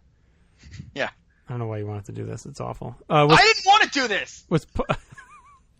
I think we got to kill TLC. We have to. I think we're stuck. You called it. We're stuck. All right, so put Taz Lawler, for Christ's sake. Was that the only other option? hold on. Let's go back. 2000. I mean, if you kill Test Shane, you could do Blackman Shane. No, how about X-Pac Road Dogg? Sure, gets them both in the card. All right. It sucks to lose TLC, but it's impossible. Those guys run everything else. I know. All right. So they all want to become main eventers. All right. So now I think we can change a bunch of stuff. So Okay. when's Orton Christian? You want to do that in 11? That's 11, yeah. So we're That's going to our have to World change the Undertaker match too. Okay. In 05. Actually, hang on. Before we do that, can we do that? Oh, I guess we could do Hardy Edge in 05. I was going to suggest Guerrero Edge in 02, but I think we have to probably do Hardy Edge in 05. Yeah, I think so. All right. Does that open up anything else in 04 or 07 for us? 4. Oh, well, 4 we can do that opening 6-man now.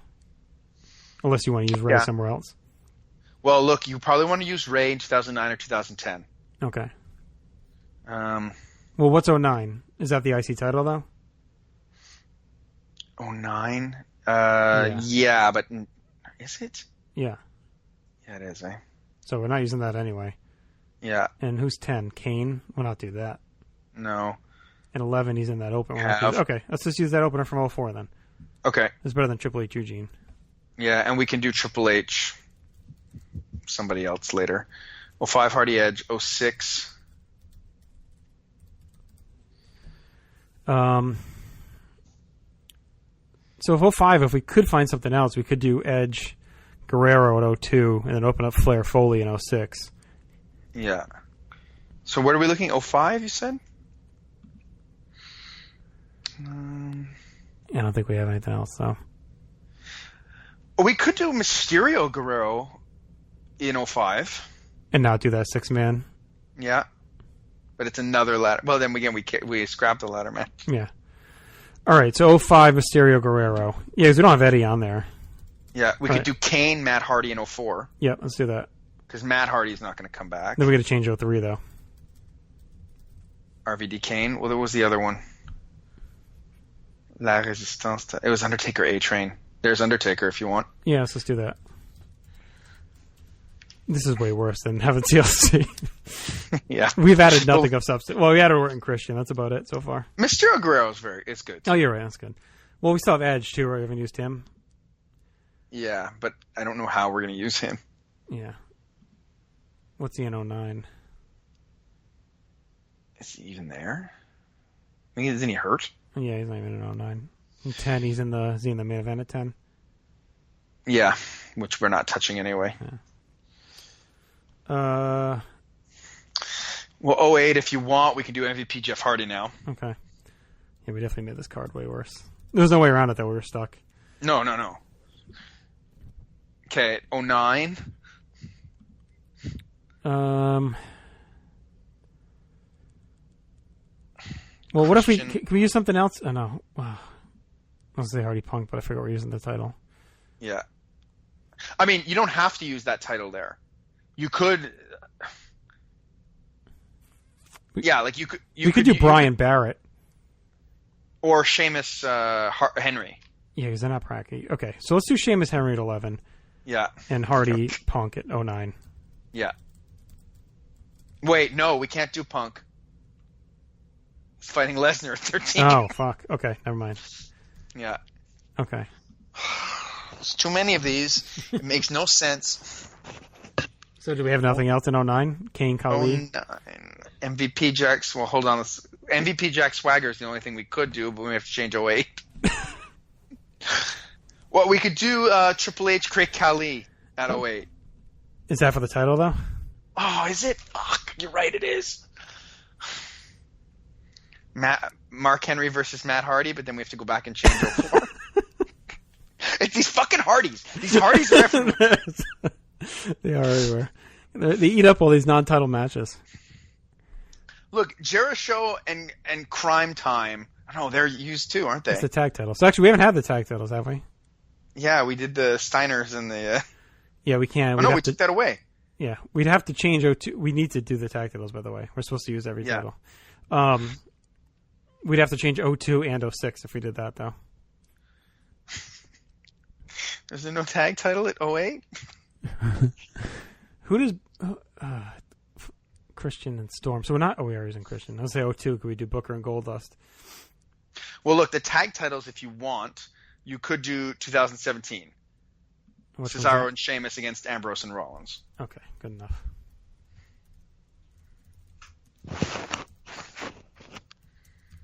Okay, good. That's done. All right. Let's Wait, hold on. Do we have to use the Universal title? No. I think Why? just the big ones. How many times has that been defended? Twice? I'm not using that. I mean, that's crazy to be forced into that. Do we have to use the European title? I mean, for the Universal, we'd have to use 16, right? And we're not doing that. Or we'd have to use Or last year. 17. Yeah. Last year's is good, but then you lose Punk Lesnar. Yeah, we're not losing that for that shit. No, it's fine. We get 2 world titles. We get the IC. We get the big ones. Tag. All right. Are you just looking at 15 now? Are we trying to work our way to the middle I'm here? trying to avoid talking about 08, 09. It makes no sense. Okay, well, look, 15. You could do Owen. Oh, no, you can't do Owen Cesaro. You could do the women's 3 teams, but I'm not too big on that.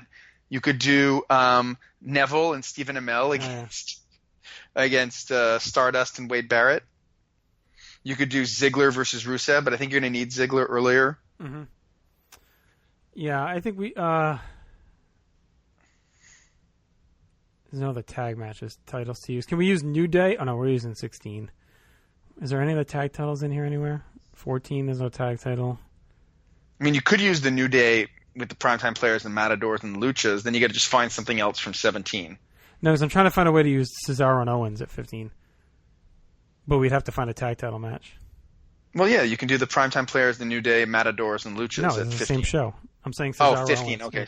Yeah, no. Fucking moron. So we could do 12. We could do is Kingston and Truth versus Primetime Players. Is that tag titles? I think so. Because that's a tough show anyway. Yeah. So we could use that as our tag. We could also do Miz Mysterio here. No, we are using Mysterio in 05. Oh, that's right, against Guerrero. No, I think we do that. And then at 15 we do Cesaro Owens, which is pretty good. Yeah, and then 17...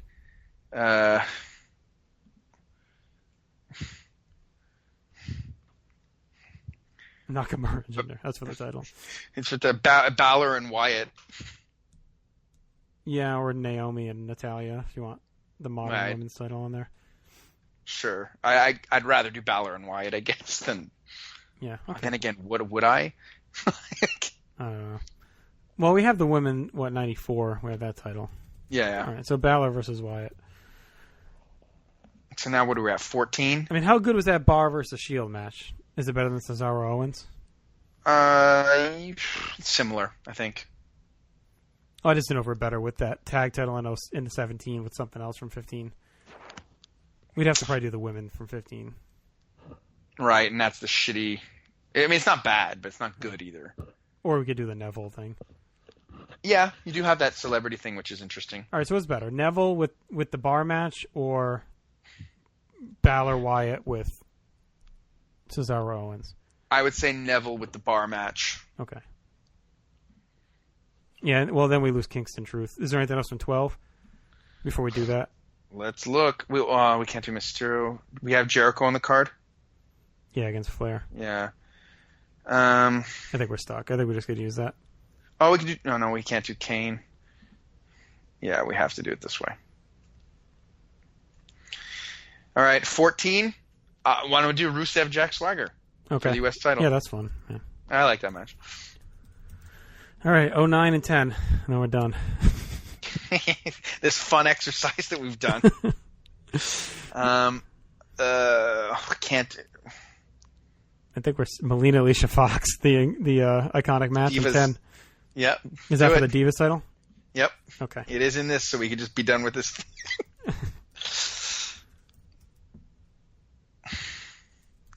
And then 09. Okay. We have Kane, yes. We have Christian. We have Orton.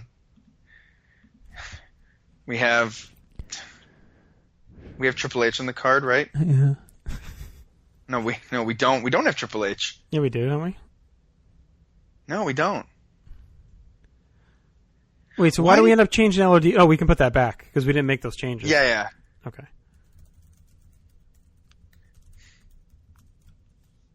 MVP Swagger. Mysterio Ziggler. Well, that's the IC. Yeah.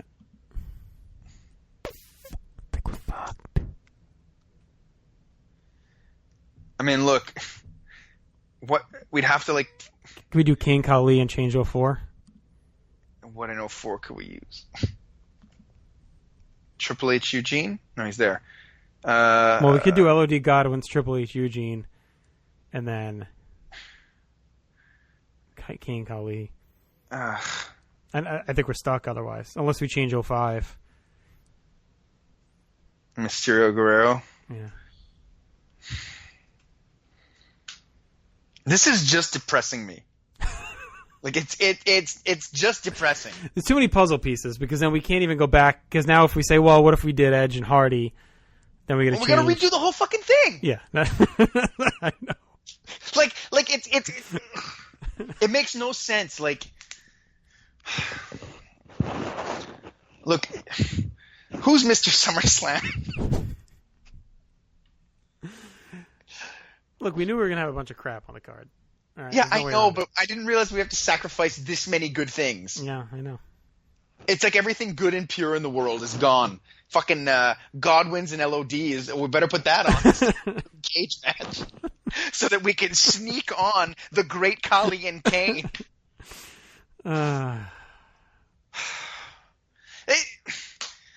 There's so many good matches that we can't have. Like, look. Like, I know. Okay, 88, it's not the best match. 89, it's not the best match. 90, it's not the best match. 91, it's not the best match. 92, it's not the best match. 93, it's not. 94, 95, it is. 96, it's not. 97, it's not. 98, it's not. 99, it is. 2000, it's not. 01, it is. So 2002, no. 3, no. 4, no. 5, no. 6, no. 7, no. 8, no. 9, we don't even know. 10, 11, no. 12, no. 13, debatable. All right, so 3.5, we have the best matches. Out of 30. 10%. We made the worst. We made the worst SummerSlam card of all time. Good stuff. John Cena, Dan O'Brien isn't on the card, and Crush versus Repo Man is. Well, Cena Styles might be the best in 16, so that's 4. Oh yeah, okay, you're right. You're right. This whole thing is validated now. It's a great match. Yeah, I love how you're highlighting Kingston and Truth as though that's gonna fucking change anything. Because we gotta have that title match. All right, look. 09. Yep. If we do King Kali there. Okay, put it. Then we gotta change 04. Kane Hardy in 04. All right, work backwards. So can we do Edge Hardy in 05? Because we don't have Edge, right? Look, simple. Look, do Benoit Orton. Then you gotta change 11. Yeah, and then you do Sheamus. We can't do Sheamus. Yeah, we can. We can. Okay. So Sheamus Henry? Yeah, we did it. All right. Did it.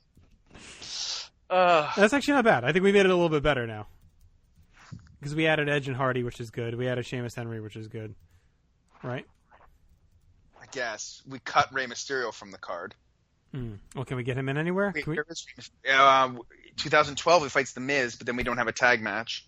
Well, can we go back? No, because we want Benoit Orton. Because 04 now, we could do that 6-man. Yeah, but then we don't have a world heavyweight title match. Well, can we add it back in anywhere else? Get rid of Benoit Orton, and then we could do Christian Orton.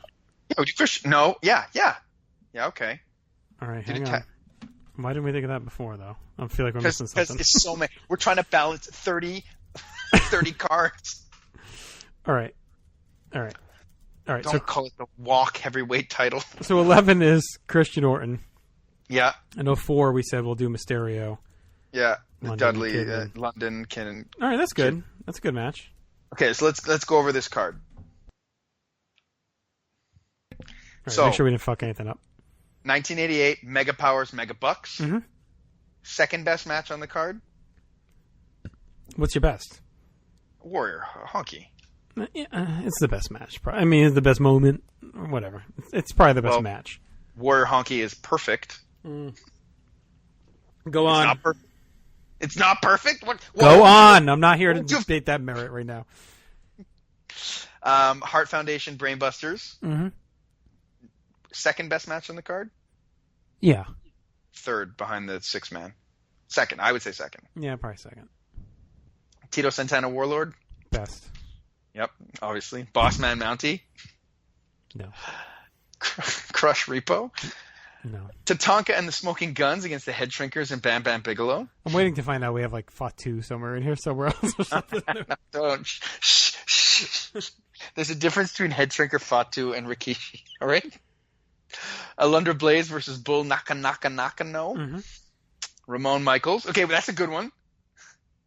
Sid Bulldog. Shut up. Mankind Triple H. Kate. Shamrock Hart. Test versus Shane McMahon. The classic X-Pac versus Road Dogg encounter from 2000. Steve Austin versus Angle. The title match without a finish. Ric Flair, Chris Jericho. Undertaker, A-Train. The 6-man we just talked about. Mysterio, London Kid versus the Dudley Boys. Edge versus Hardy. Terrible finish. Sabu versus Big Show, ECW. The Women's Battle Royal. Is Melina or Alicia Fox in that Battle Royal? Oh, shit. What year is that? 07? 07. Can you just lie to me? I don't... yeah. Melina's in it. Look, I don't know if there's another way around it. We might just have to deal with that one imperfection. No, of all the people, we're going to put fucking Melina on the card twice? Well, all right, what's 2010 got then? You got to find something else. Come on. Is Kingston Dolph as IC? Yeah, I think it is. There's not enough matches. 07's going to change. Is there anything on the 7 weekend?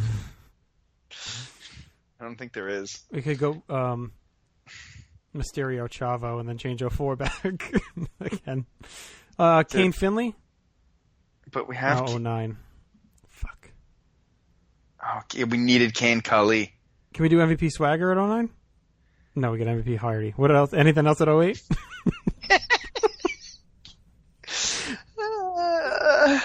Can we have Cena? Can we just have John Cena on the card twice? Getting hives. 08. Look, we don't have a match where the Intercontinental and Women's is in the same match. But then again, we're going to get fucked by either Mickey or Beth Phoenix being she's in the Battle Royal. So. They both are. Look, I think it's an executive decision time. We just put John Cena on the card twice at 08. No, I think it's just Melina's in the Battle Royal. It's fine. You can wrestle a Battle Royal. You'd rather have Melina on the card twice than It's John not really Cena. in the Battle Royal's not even. She's not really in it. You know what I'm saying? It's like it's fine.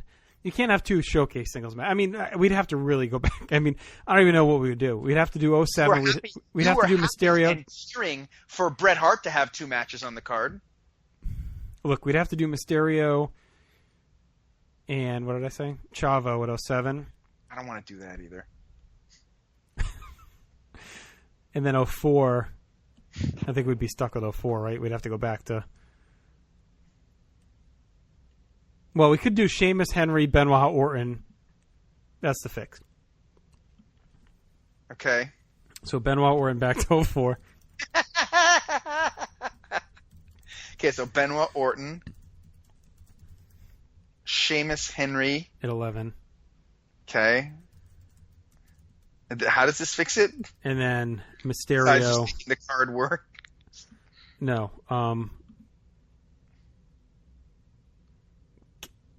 Kane Finley at 07. Okay. And then 09. Who's Ray fight? It's for the Intercontinental. We can't do it. No, I was thinking something else. Hang on. Shut up. You asked me a question. I had it in my head now. I lost it. What was I thinking we had to open up Ray for? Miz at 2012? No, that doesn't help. He fights Kane at 2010. Yes, we could do that. But you just put Kane Finley at 07. No, we can change that to the Women's Battle Royal. Then we get a little Melina here. Right. No, but is that the title, though? Ray Kane? It is. Is it? Yeah, it is. I feel like I had something else, though, in my head. I don't want to do this anymore. Gotta finish! How? I had something in my head when I freed up Ray. Oh, Ray Chavo at 07. That's what it was. So now we're good. Right? Great. Sure. We made the card worse, but we got Molina off. Way Molina worse. really fucked us up. Because we could at least had Orton Christian. Now we got Benoit Orton and stupid Ray Chavo. Okay, so 2004 Benoit Orton, 2005 Edge Hardy, 2006 Sabu Show, 2007 Mysterio Guerrero, 2008 MVP Jeff Hardy, 2009 Kane Khali, Melina versus Alicia Fox, Of course. Sheamus versus Mark Henry, Kingston and Truth versus the Primetime Players, Punk versus Lesnar, Rusev Swagger, Cesaro, Owens, Cena Styles, Balor Wyatt. We did it! Yeah, we sure did. We did it. Good So job. I would challenge any of you to make a better one. I'm sure you can. Well, would it be better now with the Michaels, Triple H, Warrior Rude, Hart, Lawler, Doink, Kid Hakushi? Are you fucking kidding me? Are we restarting all of that? Actually, we could swap those all in clean, but that's fine. Really? We could?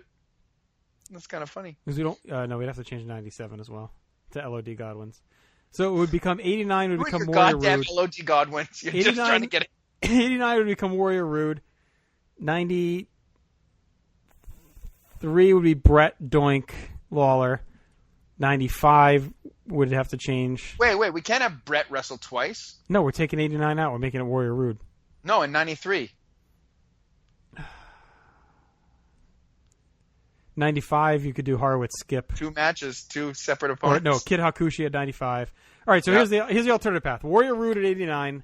Yeah. Brett Doink Lawler at 93, Kid Hakushi at 95, LOD Godwins at 97, and Michaels Triple H in 02. Then you could open up Jericho and Ziggler in 2012. Yeah. You think it's this better path? I don't know. The best match of that is Ramon Michaels, right, which we lose. Mm-hmm. Mankind Triple H is... No, then it's... The 2 best matches is probably Warrior Rude and Ramon Michaels. Michaels is higher. Then the next 2 are probably... Triple H, Shawn. Right. And... Hearts Brainbusters. Yeah. That's kind of a wash. For me, anyway. And then you have Mankind Triple H and... Triple H, Brett. Jericho. Oh, yeah, the Brett stuff. Brett stuff. Now, I'd have Mankind. I think we'd probably have the opposite view on what trumps there. And then you'd have the Jericho Ziggler versus Kid and... Well, no, you gain Kid and Hakushi and Jericho Ziggler. Yeah, but you'd lose a tag match. You'd have to find a tag team title match somewhere. Right. Well, you could change 93 to Steiner's Bodies.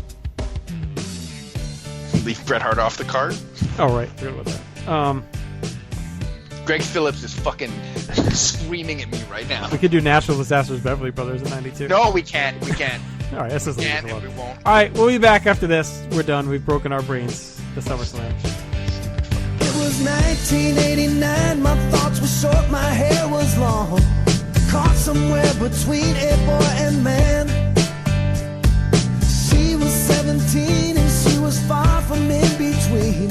It was summertime in northern Michigan. Police Nations, JT Rosero and Chad Campbell here. We want to let you know that we have a ton of great podcasts available to you on iTunes, Stitcher, Google Play, and PlacementNation.com. We offer them to you on 2 great feeds. On the Placement Nation Wrestling feed, we bring you the Mothership, the Place to Be podcast, along with Main Event, Survey Says, the Monday Night Wars, and our monthly pay-per-view reaction show, as well as Jeff Learns Wrestling. In addition to these full-length shows, we also deliver special network podcasts and pod blasts on topics old and new. Over on the Pro Wrestling Only feed, we dive deep inside the wrestling business with a stacked army of experts leading the way. The feed features potpourri shows such as This Week in Wrestling, Greetings from Allentown, Match of the Week podcast, and the Military Industrial Suplex. We also have shows that focus intently on certain topics like Through the Years, Worldcast, Strong Style History, Strong Style Story, and Mount Olympus. Plus, the feed has the full archives of legendary shows like Titans of Wrestling, Where the Big Boys Play, Letters from Center Stage, and Letters from Kayfabe, plus much more.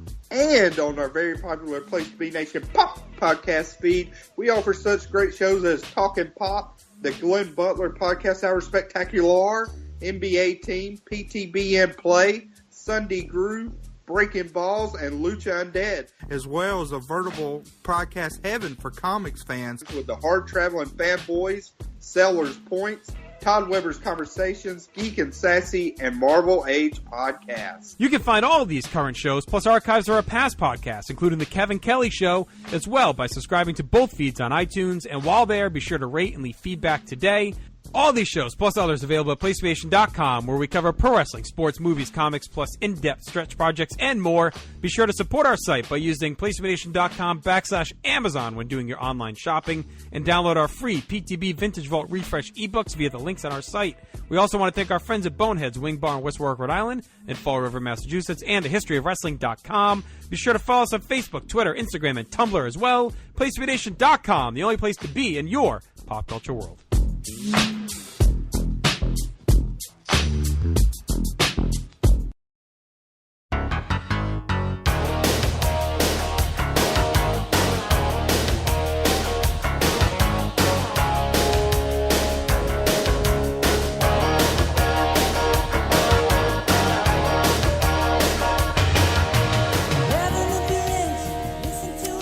Hi, PlayStation Nation, we're back. We've taken a nap. The headache went away. And we're going to do our final segment. Aaron, we're going kind of long tonight, so I think we're going to put a pin in the top 5. Are you okay with that? I'm fine with that. My head is still pounding. Okay, so we're going to skip that. We're going to do a quick pop culture segment tonight because it's very timely. We want to make sure we discuss this. And that is the greatest song of the 80s tournament going on at PlayStation.com. Within the next day or so, we're going to be launching Round 2. Round 1 is done. So we're going to discuss some of the results in Round 1. And then we'll help you up for Round 2, which is going to be coming up. So why don't you lead us here, Aaron? What do you want to talk about tonight? Sure. I mean, like, I had one of the tasks of like kind of tabulating everything at the end, yeah. And so which was really cool because like I'm really into this music, right? Mm-hmm. So it was really cool to see what kind of did make the cut, what didn't for the next part, what was the top rated songs and stuff like that, and you know the way I approached it, trying to figure it out was like who was the most successful song in the first round, who was the least, etc. Yep. As I worked on it through, I mean, obviously the ones that got the top 5 votes in each category go through, but in terms of tiering them for the next round and seeing who was most successful, I went on percentage of votes. Okay, yep. So, for instance, you know, if a category had 100, all of them had way more.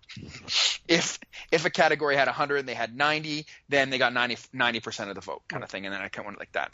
And I thought it was really interesting, the songs that kind of finished quite high in this regard. But before I get to those, I did want to ask you quickly, just off the top of your head, who would be your guess for the artist that has the most songs going into the next round of 320? I'd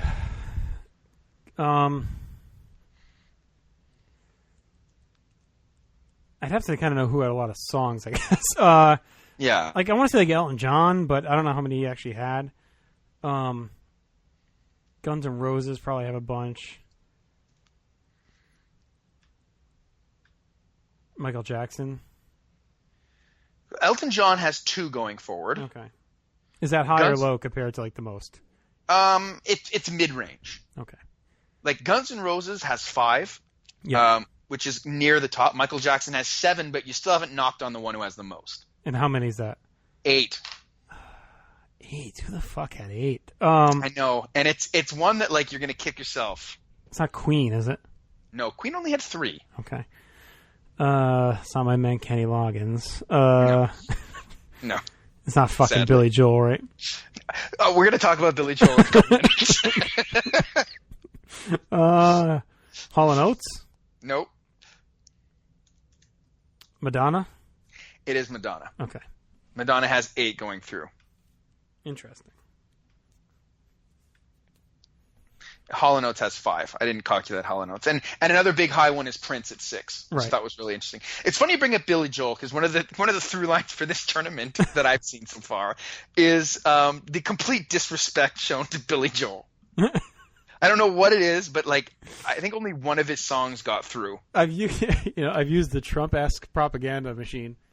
I think I've subconsciously put in anyone's head, if they vote for Billy Joel, I'm going to hate them. Because I've just been trolling in the live chats about it. And it's actually worked. I swear, people. I mean, look, not everyone's in the live chats that's voting, so people obviously aren't voting for him anyway. Like, were any real close? Billy Joel, no. Like, okay, Uptown Girl made it. We Didn't Start the Fire made it. That's it. Like, the other one that was close was not even close, The Longest Time, but it wasn't even that close. It was like 20 votes out. So, I mean, you can go, you could probably make a case that like you helped, Billy but I don't know. Joel Doo-Wop sucks, man.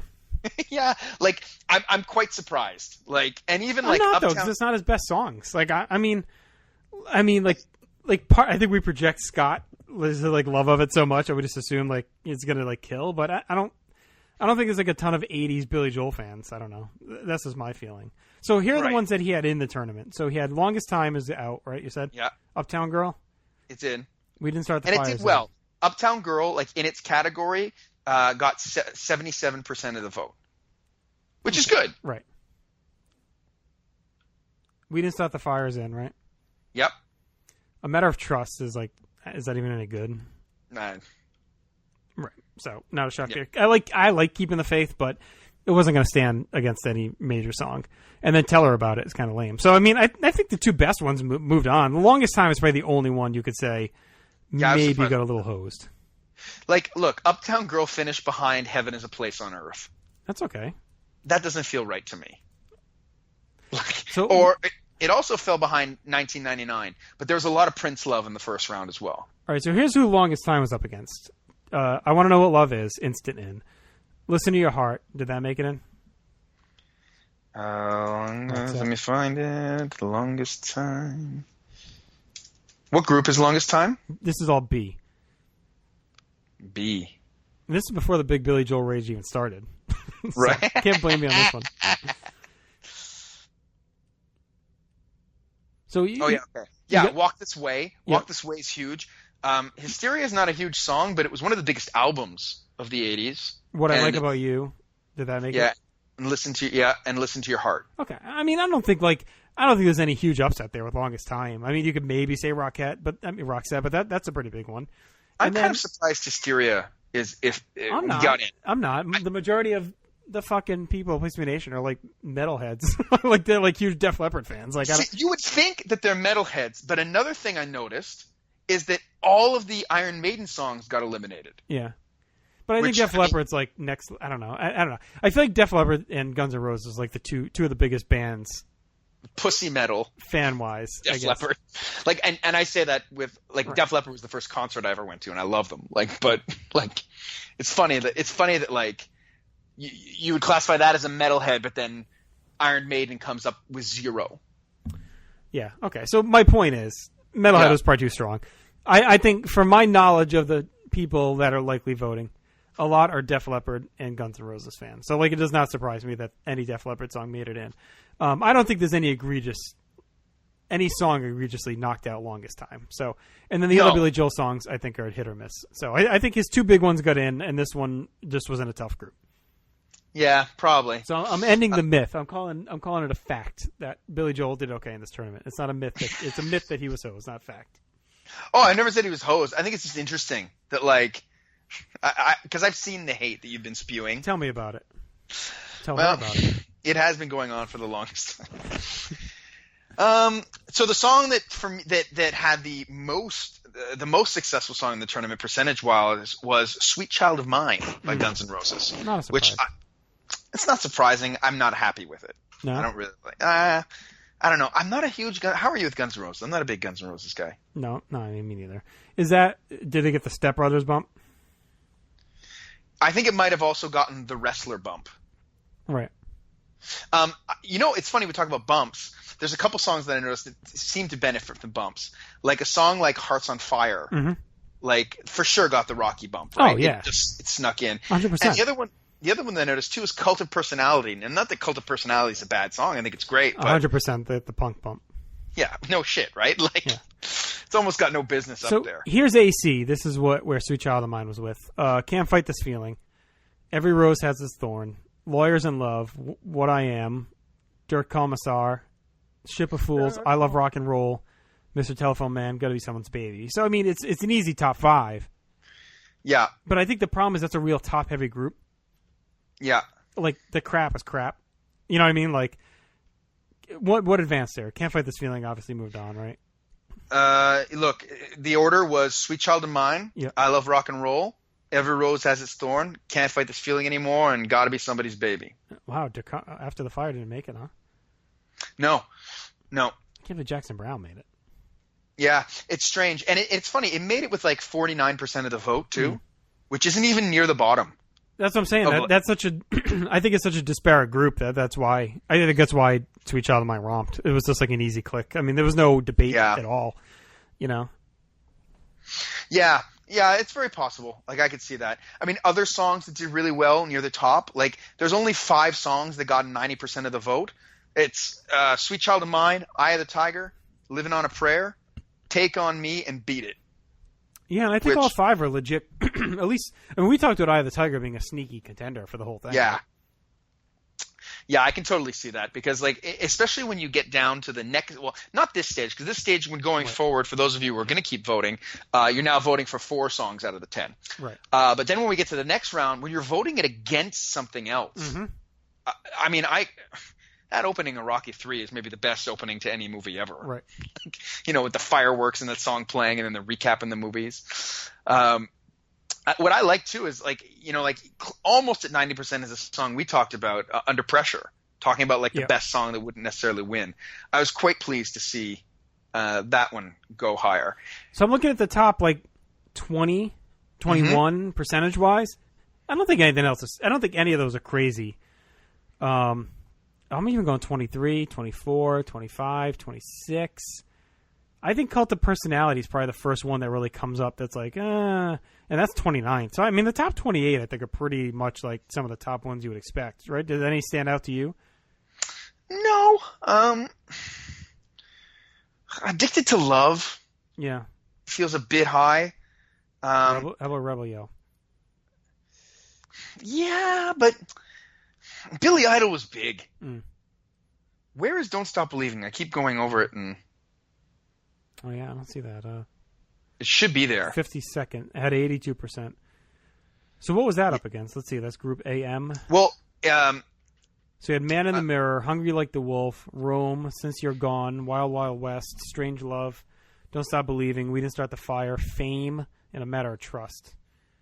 Yeah, I mean, I was surprised. Here's one. I was surprised Hungry Like the Wolf beat it by that much. It beat it by like something like 10 votes or 11 votes or no, close to 20 votes actually. See, I'm putting Duran Duran in the mix with Guns N' Roses and Def Leppard in like the target zone of the PTBN listeners and viewers. Yeah, and readers. And it's funny because I brought in a couple of people who don't listen to PTBN to vote, and their first complaint was, "Where is Duran Duran?" Right. Yeah. Because in the first groups he just wasn't there for whatever reason. Right. So, yeah, but they don't actually have that many that went through. I think they only had like 3 or 4 that went through. But they're big songs. I was just surprised at how much it beat it by, more than anything else. I mean, I think there's some burnout with Don't Stop Believing. It's possible, yeah. I think. I mean, I'm going to be honest with you. I don't know if I even voted for it. I'd have been one of the ones because I would have voted for Man in the Mirror, Hungry Like the Wolf, Fame.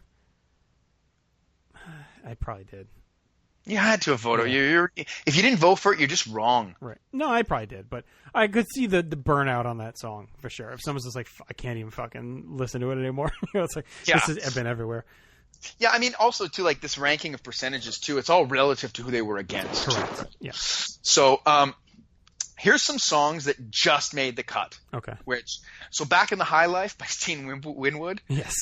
Lost by 1 vote. Oh. Yeah, 1 vote and 1 vote alone. Let me go back in and vote. Hang on. Who did I lose to? Too late. It's closed. I Want to Rock by Twisted Sister lost by 6. Wow. Which, I mean, it's not a lot. I thought that one would go through. So wait, what was that? What group was that in? Do you have it? Oh, I don't have that in front of me right now. All right, hang on. I'll find it. Because I'm curious what that lost to. It lost to These Dreams by Heart. Okay, well, here's the group. It was Group H. You had Get It On, Neutron Dance, What's Love Got to Do with It, Me, Myself, and I, Fade to Black, Total Eclipse of the Heart, In the Air Tonight, I Want to Rock, Maniac, and These Dreams. I mean, that's a tough one. So what made it out of that one? Maniac, In the Air Tonight? No, In the Air Tonight won it. Yeah. Total Eclipse of the Heart second. What's Love Got to Do with It third. Fade to Black and These Dreams. Wow. So Maniac didn't make it, and fucking Daylog got hosed, of course, but... Yeah. See, I would have I Want to Rock ahead of These Dreams for me, and maybe ahead of Fade to Black. I would don't have think Maniac above all those. Oh, that's possible too. Yeah. Morning Train missed by 1 vote. Poor Sheena. Yeah, poor Sheena. And a ridiculous one, Real American missed the cut by 4 votes. See, that surprises me. Yeah. It shows that we actually maybe had a bunch of non-wrestling fans. Yeah. Well, I remember I have a buddy who was a musician in the 80s and part of like glam bands and stuff. And when I told him that Real American was in the competition, he was very derisive about the whole project. Like, what the fuck? Now, this is also a man that I got to play Real American as part of a Shakespeare musical, so he's not completely dismissive of it. So what won that group? We have How Soon Is It Now, Burning Down the House, I Ran, we got The Beat, Crazy Train. I mean, what it's a tough category? one. V. Never Surrender. I think We're Alone Now. I mean, it's kind of a tough category. It's kind of a tough group. I Ran 1, Burning Down the House 2, Crazy Train 3. We got The Beat 4. I think We're Alone Now 5. Yeah, I mean, that's we got The Beat. I think We're Alone Now. We're tied, actually. It's tough to argue those 5. No, and especially against Real American, which wasn't really a song that like was a song. It's not really a song. Yeah, for Real American to have advanced, it would have needed it really needed a big cupcake group. How did Fishheads do with Alan Hunter? Oh, it got nothing. It got nothing.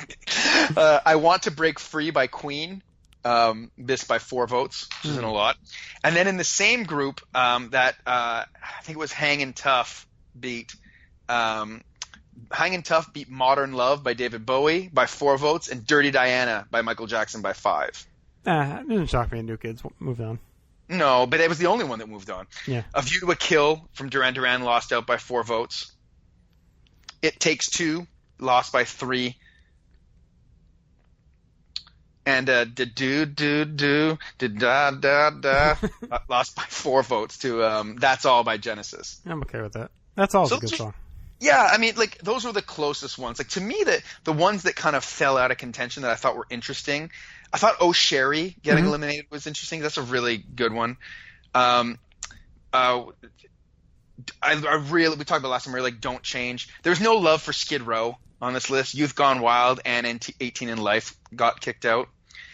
Don't Worry, Be Happy, I thought would move on. Oh, that got knocked out. Human Nature by Michael Jackson, too. I guess, like, Michael Jackson, there was just so many options. Right. Big one that I thought would go through was We Are the World. That kind of surprised me that it didn't go out. And Gary Newman's Cars, too. You would think that that's a pretty big one also. And what then, Kyrie do? Sorry, what? Mr. I'm probably pronouncing it wrong. Is it Kyrie? Kari? I'm not sure. You'd have to... In my spreadsheets, I only have the top 5. So you tell me what group it's in. I can tell you what beat it. But BJ. BJ, nice group. Nice. I had China Girl, We Built the City, Bust a Move, Boys of Summer, Fascination, Open Your Heart, Mr. Must Have Been Love, Sign of the Times, Mad World. Yeah, and the winners of that group were... The winner was the Boys of Summer. We Built the City was 2. Bust a Move 3. Mad World was 4. Must Have Been Love was 5. But Must Have Been Love and what was the other one you named? Carrie. No, it was a different one. There was a tie. When the voting closed, there was a tie. Open Your Heart. Nope. China Girl. China Girl, that's it. So China Girl got in another group. Because, guys, we also, over the course of it, we had 2 songs that were disqualified. One was Heartbreaker, because it was released in the 70s. And at another point, for some reason, it must have been you, we had Careless Whisper twice in 2 groups. Nice. Yeah. So there were two Canadian ties.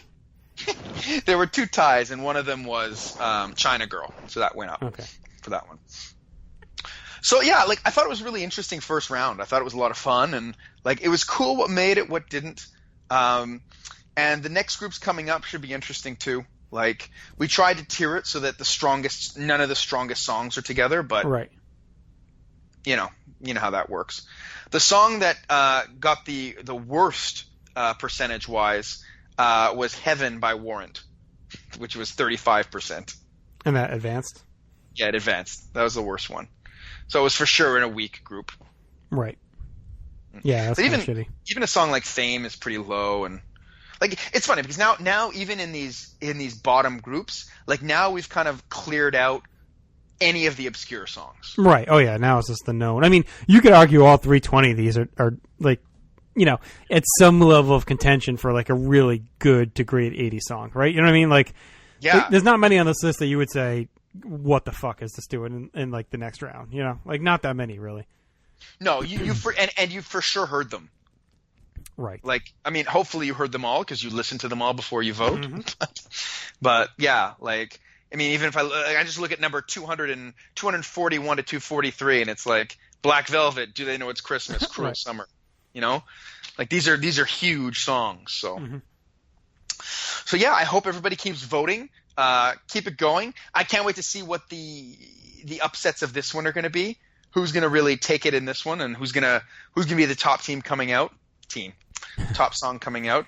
And it's really going to be interesting to see what shakes down for the one-on-one matchups, because that's when I think that's where you'll see some real upsets, because that's where all the nostalgia will kick in, and you'll feel bad about voting out.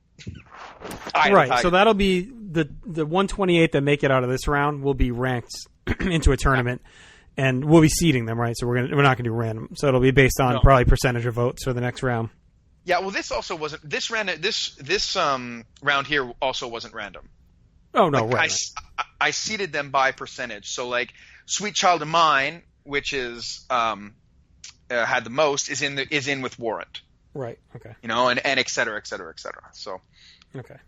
So we'll see. Yeah, but that's when we'll really start to get the thing, battle. So is there what's standing out to you right now as like a potential contender that maybe you didn't think of before? Take On Me. Yep. Not that I mean, I knew it was a big song, but I wouldn't have imagined it to finish that high. I've forgotten about Don't You Forget About Me. How'd you forget about that? I don't know. I didn't even do that on purpose. So that one. And I was kind of surprised to see that Beat It got more votes than Thriller. And that one's a direct competition. They're in the same group. Right. Right? Yeah. So that one was kind of not by much, though. It was like a couple votes. Yeah, but that's kind of a surprise. Like, I was looking at Thriller as the Michael Jackson favorite. But right. So how about Final Countdown? I think it's really cool. Like I think it's like the 11th one that got the most votes. I think that's awesome that it finished that high. I'd be surprised if it won.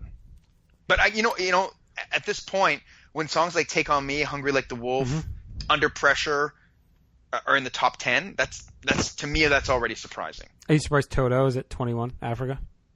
Is that low?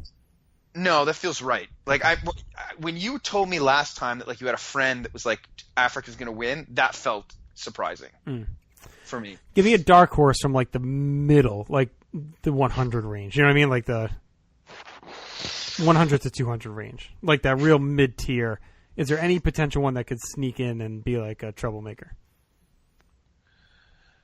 Well, looking at the round 100, I got Walk This Way and Run DMC and Aerosmith. Maybe Let's Dance, David Bowie.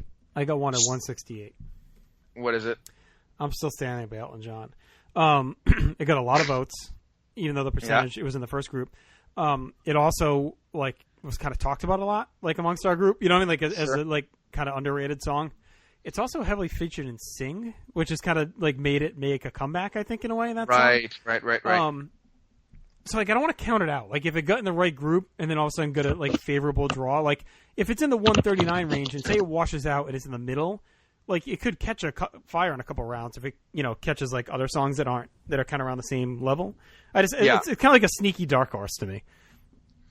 Yeah, I could see that. I could definitely see that. Look, I would be surprised if it didn't get through the next round. Right. because even though it's like past technically the halfway point, like there are songs here like I don't know, like is Wild Thing by Tone Loc really gonna get through it, even though it's at 114, you know? Pump up the I'm jam. always surprised too, but the number of songs that I associate more with the 70s that are here, like Celebration, Funky Town, right? So we'll see if that kind of plays in later, where it doesn't really have an 80s feel anymore. Right. Okay. What about You Make My Dreams Come True? I think it has a shot. Yeah. I think any Hall & Oates, really. You never know. It's like Holland Oates? Holland Oates. You know, it really all comes down to the draw. I mean, that's all it is. So sure. And the voters, like who happens to turn out that day, and what they like. Right. So it'll be interesting. So it'll be up this week. Probably Wednesday. Round 2 is going to start. So be sure to check. It'll be on our social media. Keep voting. It's been a lot of fun, and we want to keep the momentum going to the end. Like, hopefully you didn't get burnt out on round 1, but. Now is where it really starts to get close. Like Aaron said, we've eliminated a lot of the chum and the big songs are moving on. So keep voting, keep listening to all of our shows: PlayStation Wrestling, PlayStation Pop, and Pro Wrestling Only.